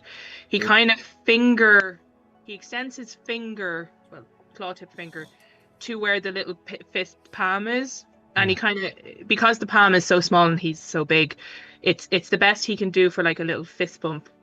Yeah, so it's a willing touch of a fist bump. Yeah. I would agree, yeah. I would tend to agree. Protection from evil and good through the effigy of Bahamut. Scales. This is going to be kind of fucked up for you, and I hope you're ready for this. Oh, Jesus. Okay, go on. For 10 minutes, your Scales again. You've completely forgotten that flood of emotions that hit you. I'm gonna go through it again. Sweet Jesus Christ. Yeah, you're going to have to go through it again when the spell ends. Someone get this man some electrolytes. He's gonna be completely dehydrated. And you So know, now it's like, I remember, you remember the party. I don't remember the horror. You don't remember the horror. And I still don't remember my parents, or do I remember my parents? You do remember your parents, yeah. And I remember that this is my house. Yes. But do I remember Rage breaking the shit out of my house? No, the place is destroyed. What the fuck happened? Okay. Right. Jesus Christ. Okay. Yeah. This is teenage hormones. So what's up with the tail? Oh, you remember what? You remember drinking the potion and the fucking Yeah. and the tail happening. That happened But before. This is So Ren no, asking. but Ren can be asking all he wants, but Arixium is now within reach. Scales is like, suddenly remembers everything, doesn't remember why he's kneeling on the floor covered in his own snot and tears. Doesn't know why his house is wrecked. But That's like Deb season. I'm gonna go with emotions have physical, like emotions affect you physically. So Yeah, like that racking has- crying. yeah. Your core is like it's sore from yeah, the and physicality of it. he has no idea why he feels the way he does, but he is essentially brokenhearted without understanding why he feels brokenhearted. It is there, you and know, it's like that moment if you've ever been dumped when you wake up in the morning, and it's that split second before the memory and the realization washes over. That split second moment of confusion where you're like, I know Why I do I feel feel bad, this but way? I don't know why. Oh shit! so And it drops in you. Arixium is closer than anyone else in the room. So Arixium is just now going to get a rapid surge, like as fast as you've ever seen Scales lunge forward. He's just going to throw himself in and throw his arms around you, and you are now the world's only best teddy bear for comfort. Basically, he doesn't know why he's upset. He doesn't know why he wants to cling to a friend, but you are here. He feels like wrecked, and he just is going to hang on to you. Seeing Scales jump, pulse, pounce through the air. Having that brief second, he'll drop the armor so Scales doesn't get impaled on all the spikes. How considerate. We'll say Ren was waiting for Scouts. Scouts look like they're about to attack, and now they're pouncing, and he was holding hold person. He's probably going to still cast hold person, so paralyzed Scales. Are you gonna? What are you actually gonna cast all person? It's more of like he was like Scales looked like they were about to attack and freaking out. Like, have we had that? Give me moment an insight check. Yeah, that's what I was going to say. And you hold person. Yeah. Yeah, right. Because I had already said I was holding it for any sign of them attacking. That's Yeah, why give me I an was... insight check. You just need to beat a 5. All right, well, yeah, I can't roll lower than a 5 even with That's an the one. DM telling you not to do this. Okay, cool. Yeah. 19. Yeah. This is not the time to do this. Grand, yeah. You can keep this Well, battle mate. slot. Moving on. Just before Yeah. my spell ends, I just say to Erixium, thank you for trusting in me. Mine's about to end, and probably means I'm not going to know you again. Good job. And as you say that, the ground begins to tremble.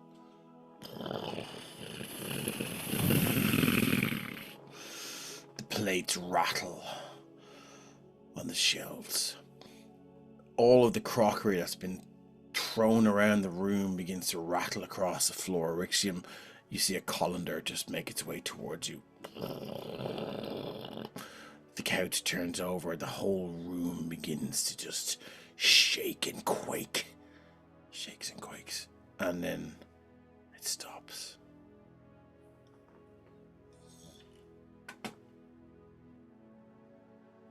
Continue. Just point of clarity. Did the house rearrange, or that was like an earthquake? It was an Quake. earth tremor. Okay. Quake. Right. Weren't there just tremors and Artex before we left? Mm-hmm. So, Write Erixium that down quick. will embrace Scales, wrapping his now cloth arms around, and goes, Hey, it's okay. You're doing okay, Scales. Been gone a day or two.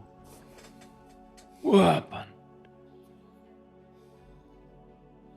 I shall be back in 2 seconds. I just need to step away.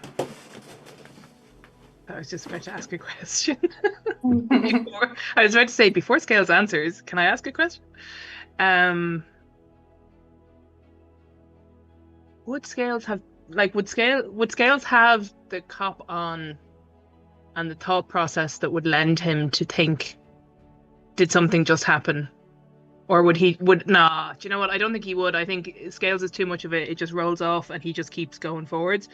So Scales, not knowing why, he sounds like he's just like ripped his throat out and his nose is all runny and everything, will answer and say, I came to get my present, and it was a potion, and I took it, and my tail, well, and then he lifts up his arm and he sees the leash he created from his, like, the blanket his mother made for one of his younger birthdays, all ripped up and turned into this leash for his tail. And he's just gonna kind of like stare at it for a second. Oh. And then he's gonna just be like, yeah, weird. But focus. And when I woke up again, my tail looked like this.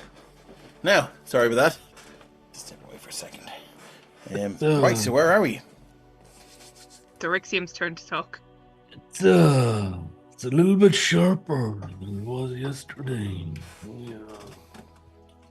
Yeah. Well, before I went to sleep, like, we had a fight, and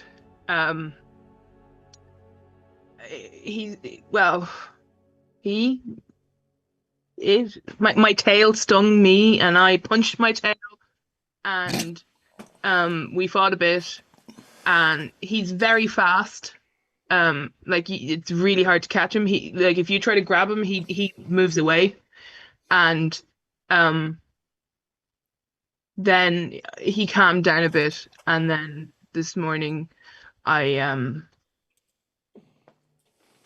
well, we kind of we made up a little bit. Oh, well, so you two are amicable at the minute, yeah? Scales will kind of just look up at the scorpion and be like, "Yeah, we're good." The tail just sort of whoosh over Scales' head and does a sort of a nod to the affirmative. Alien tail. That's good. That's good to hear, but I don't know how long we're gonna be safe here. Erixium, you have protection from evil and good on you, right? Or Scales? No, Scales. Okay, Mazzello cool. cast So- it on himself. That's okay. So the dragon scorpion business is not. It's not kicking in for you yet. As in, he doesn't understand that this is the dragon scorpion thingy. He doesn't understand Scales' link to the dragon cult's prophecy. Oh yeah. Okay, so Scales, just before we go any further, did you get in a fight in here? Like, why is the place trashed? I don't know. It doesn't normally look like this. Oh, okay. It's normally a lot tidier and cleaner, and everything is where it should be. But the house just shook. So Yeah, we need to leave. that's probably what happened. I mean, I don't know what else could have happened.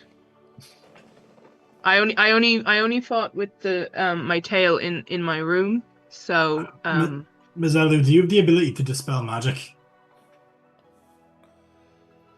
Why would I want to do that for these people I don't know?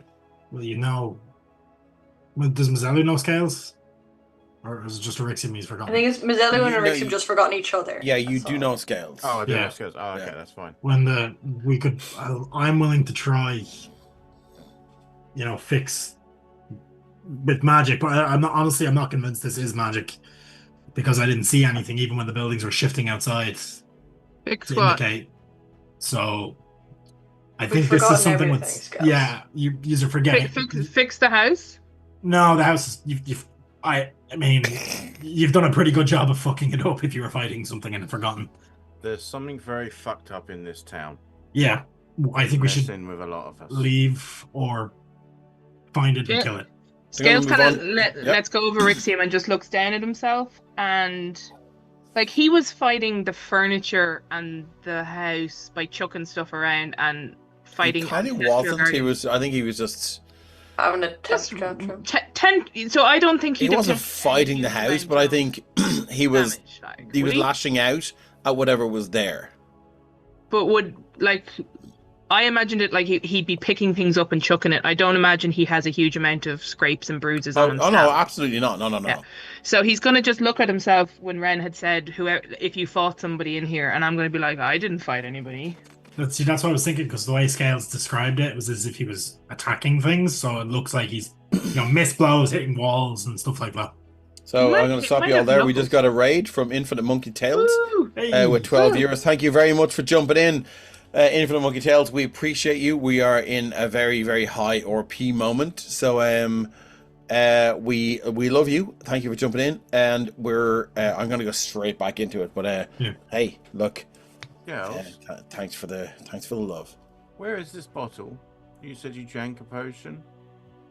And Scales will kind of he'll go to stand up, and he won't quite understand why he feels kind of tired and weak. But he gets up, and he'll just kind of walk into his room because he took the potion in because the potion was under his bed. Mm-hmm. And he sat on it. If I'm remembering this rightly, he sat on his bed, he thought about it, and then he drank the potion. Yeah. So the bottle is probably lying on the bed. It is, yeah. There are traces of the potion left. So he'll go in and he'll kind of have a look around, I think his bedroom actually didn't take a huge amount of damage. It would just be Okay. messy from when he was trying to pounce on. Well, so I'm going to shift ping the bedroom. And thank you again to our wonderful cartographer. It's a map. It's amazing. Who's right behind me there, who created Scale's bedroom in such intricate detail. It's so And amazing. it simultaneously like gave me so much joy, but also broke my heart. I need to link in my Kate when I get Magic Mansion. Can I have a look at that bottle, Scales? Yeah, he'll bend down, pick it up, and then hand it over to you. Mazzello, as you pick it up, or sorry, as it's handed to you, there's a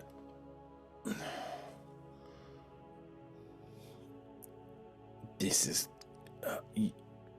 it hurts your hand. Ugh, it's like touching a live wire, and it's almost like your hand just pushes the bottle away, you're repulsed by it as it shoots over and lands on the bed between the legs of the teddy bear here, and it's there, and the one or two of the last dribbles just ooze out of the bottle onto the bed sheet. And Gales is going to rescue Teddy before it can touch Teddy. Okay, you absolutely can. So you now have Teddy. There's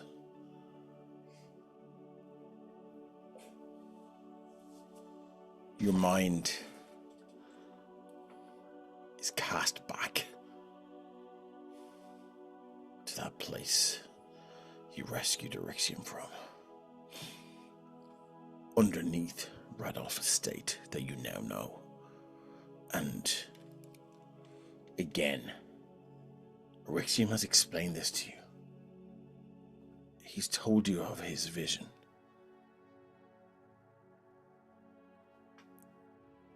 And your mind is cast back there as you see this creature with the long, deep hood. All that remains is the dragon scorpion. And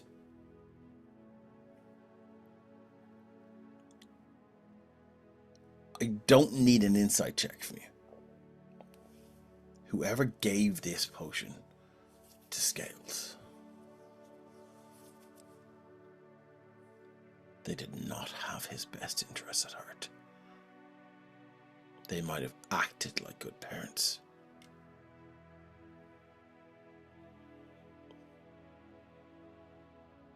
But it's quite obvious they were grooming Scales for a terrible, terrible future. Quietly, and under like my own breath, but so that nobody else can pick it up.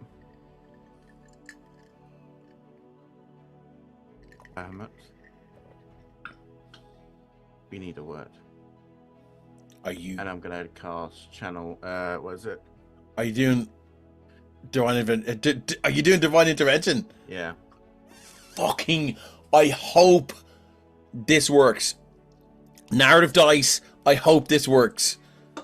So, what level are you? We're level 11. Yeah. Right. So you need to roll 11 on a D100. Now, if this was Call of Cthulhu, I'd be fine. Yeah. Oh, Jesus. Yes!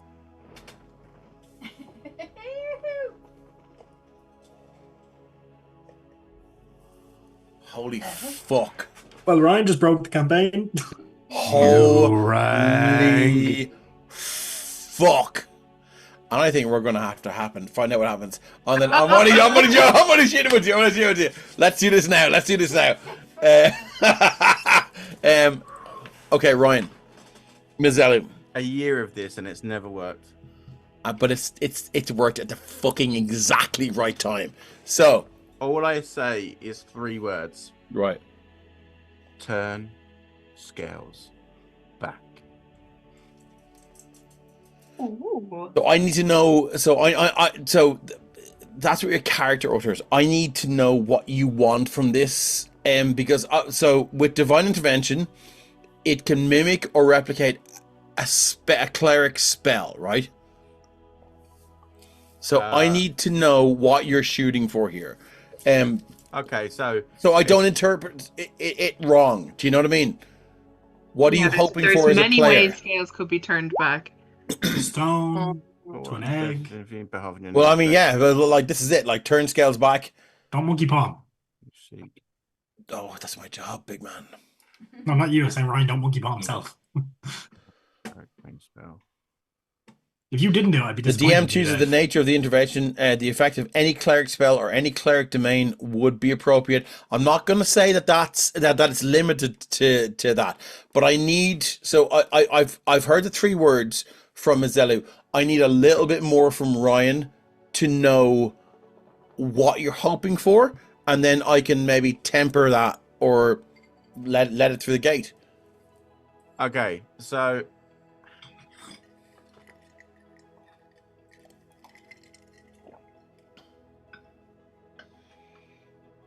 okay. I love Dungeons and Dragons.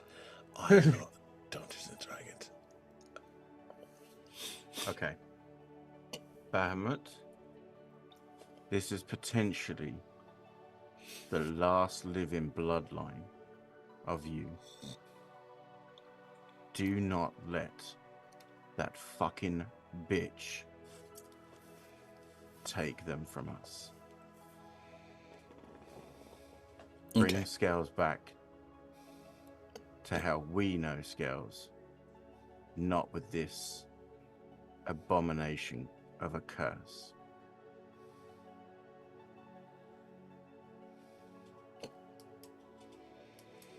Sad tale. Poor Tail didn't ask to be born. So it was just Fona's reaction. Yeah, there. exactly. Are you talking about the physicality of her tail, of its tail? No, the whole curse of this. I think, from my The understanding, it's going to block the physicality. ritual. Yeah, Okay. like Scales is not to be the Dragon Scorpion. the dragon Look, scorpion. look at our boy right now. Shane in the chat there. Isn't it curse though? I love Look, when I got a Shane. cool- I got a Shane, we cool miss friend. you, man. We miss you. But yeah. We don't miss Jaden. We miss Shane. Yeah, Jaden can go fuck himself on yeah, his long Jaden walks. can piss off. Yeah, we like, miss fucking- Shane though. He We can miss take a Shane. long walk off a short pier. Okay, cool. Or Cliff, So whichever's easier. Love you though, Shane.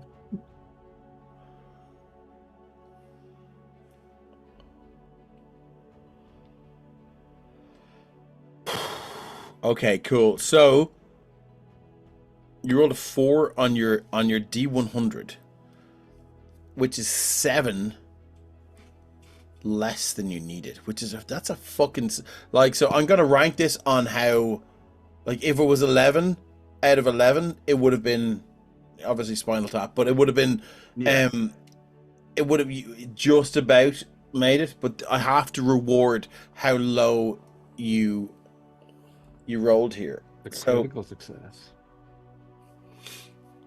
Yeah, it actually as is. you CSC usher- terms, it is.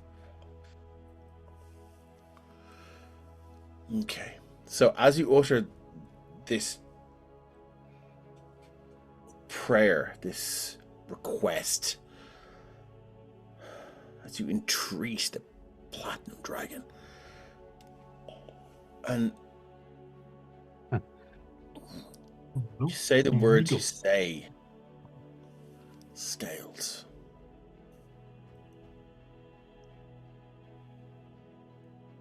There's a surge of pain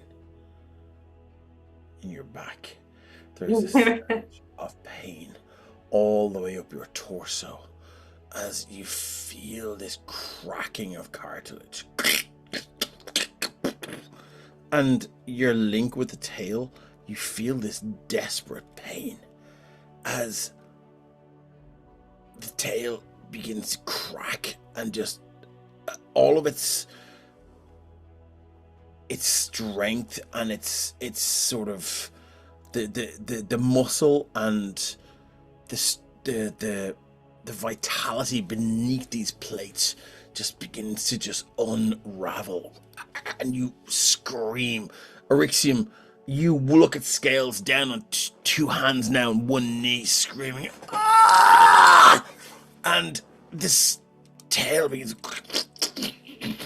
as it just begins to unravel, and scales, you see now the plates of the scales as you look back begin to just fall off your tail, and then you drop now and you see scales. Can I get a Constitution saving throw, DC 18, please?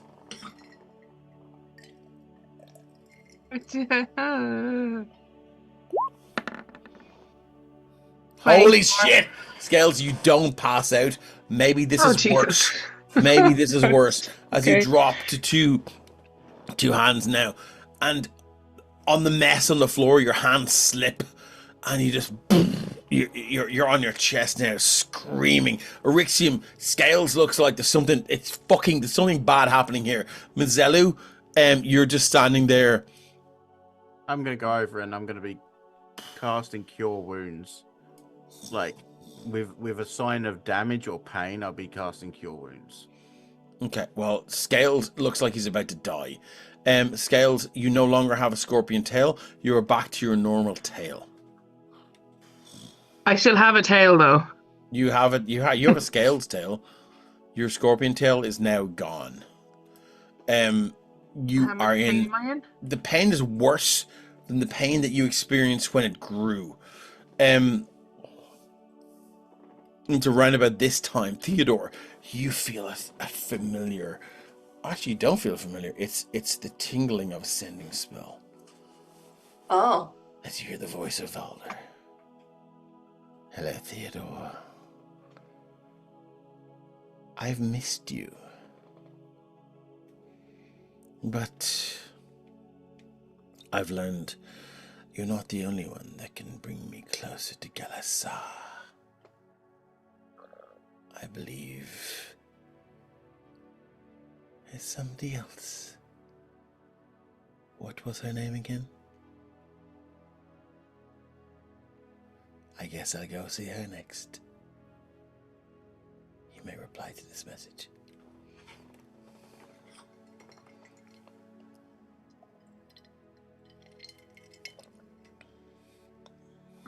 I wasn't inclined to actively seek you out to kill you before.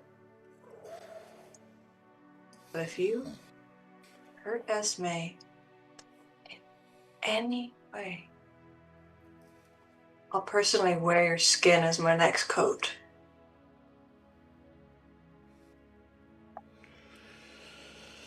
You feel a response in the sending spell. I think it's him.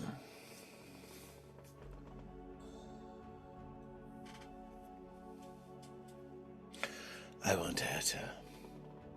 I'll just make her hurt herself. You may reply to this message. The stutter is canon. I don't. Dave has stood or so. I Oh, sorry, don't Dave. see how you could think that would be in any way a better response to tell me. And you feel a third sending spell. This guy's desperate, my god. He's got a lot of spell slots. Burn them all, we can jump them.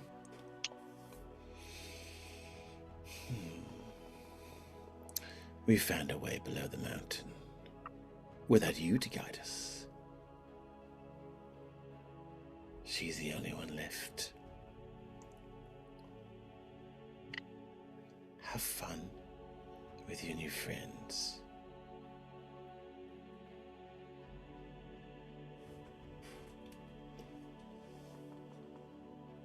Well, at least I know our morals are aligned in one thing. The ground Don't- shakes. The timbers of Scales' house floors crack up now as the next quake is more and more intense as the walls of the house shake now, and you all feel some sort of sinkhole beneath the house just open up as you all slide down into the murky depths. I'm going to move you over.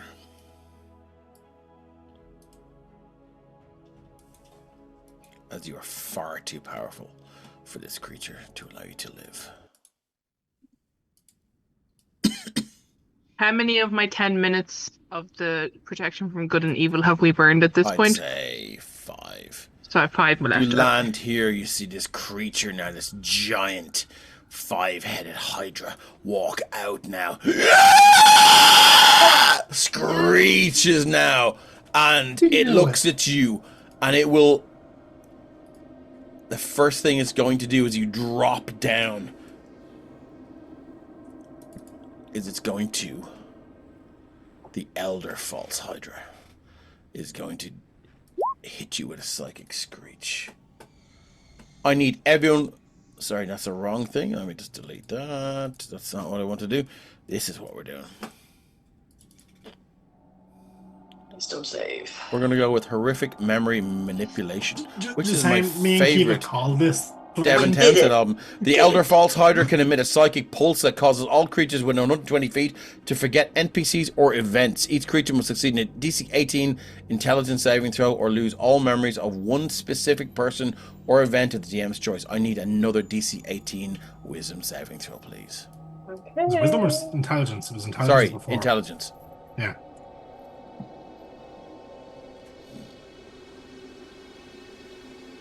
Plus something. Right. Does this count as a spell or Ooh. magic effect? It...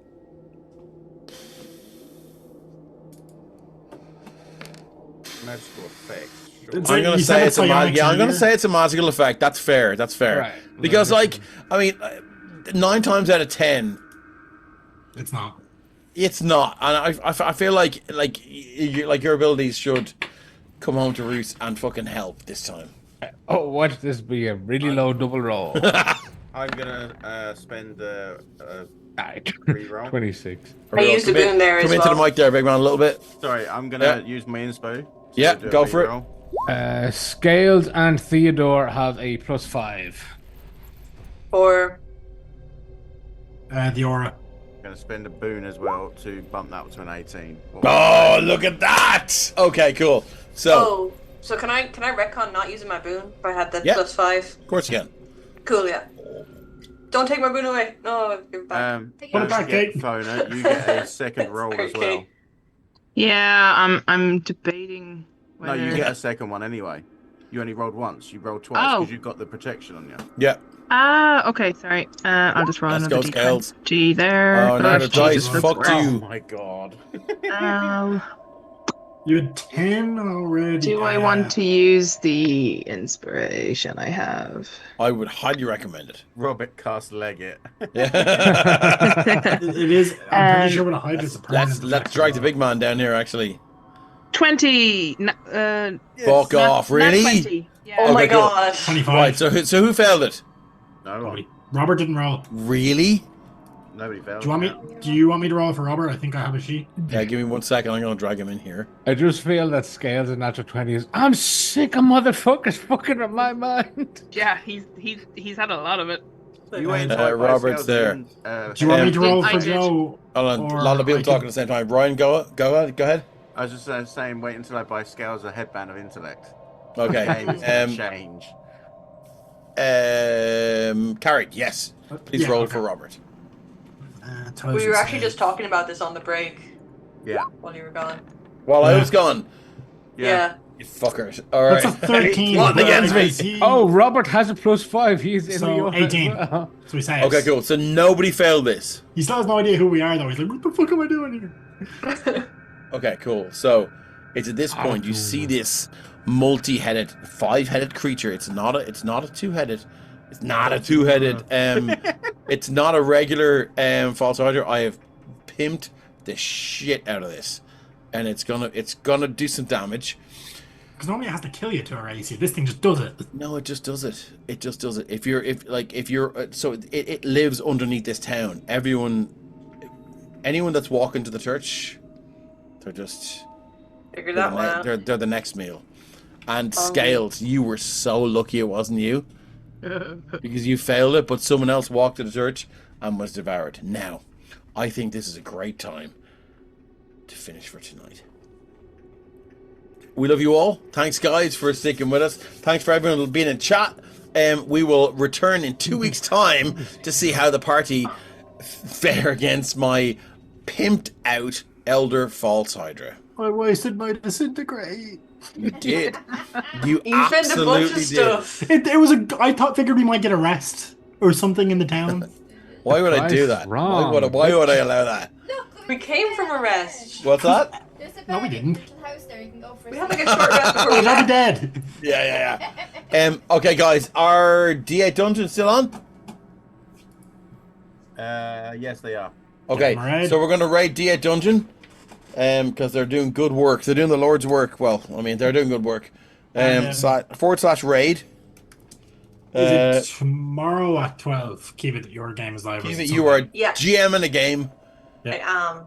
I'm very And scared. how, because I know you were kind of stressed about this whole thing. Did you get it sorted, boxed off? I did. or- I've asked a few people for some help. I'm going to be thanking Cool. everybody, including you. It's just I needed someone who could watch Taskmaster. Yeah, as well. 100%. If you're happy out, listen, we will be there at 12 tomorrow. Yep. I will throw a few quid your way, and I can't wait to see. You're going to smash it. Yeah, Thanks. he's Yeah, How so are the the- nerves? Are you okay? Yeah. I haven't DM'd in a while. Yeah. But I'm expecting it to just be chaos. It's just like it's a bit of crack. As with anything with D&D though, nobody knows what you planned. So if it goes Yeah. awry, you're like, yeah, this is what I planned. Exactly. Let the Exactly. player. And you can rewrite the rules at any time. Yeah. They're Rule your cool. fucking rules. Cool. Exactly. Okay, Yeah. so I think And we're remember, you rating. can always drop a chest with the power word kill. Guys, we're People rating in wanting to fire 5 seconds the by the looks of it. Thanks a million, guys. Love you all. We'll be back on Tuesday. Tuesday for Arcane Adventures in Andromedas with GM Carrick. Love you all, guys. Thanks for tuning in, and see you soon. Apona, special mention. Thank you. You smashed it with scales tonight. Yeah, amazing. Let's raid. Vielen Dank.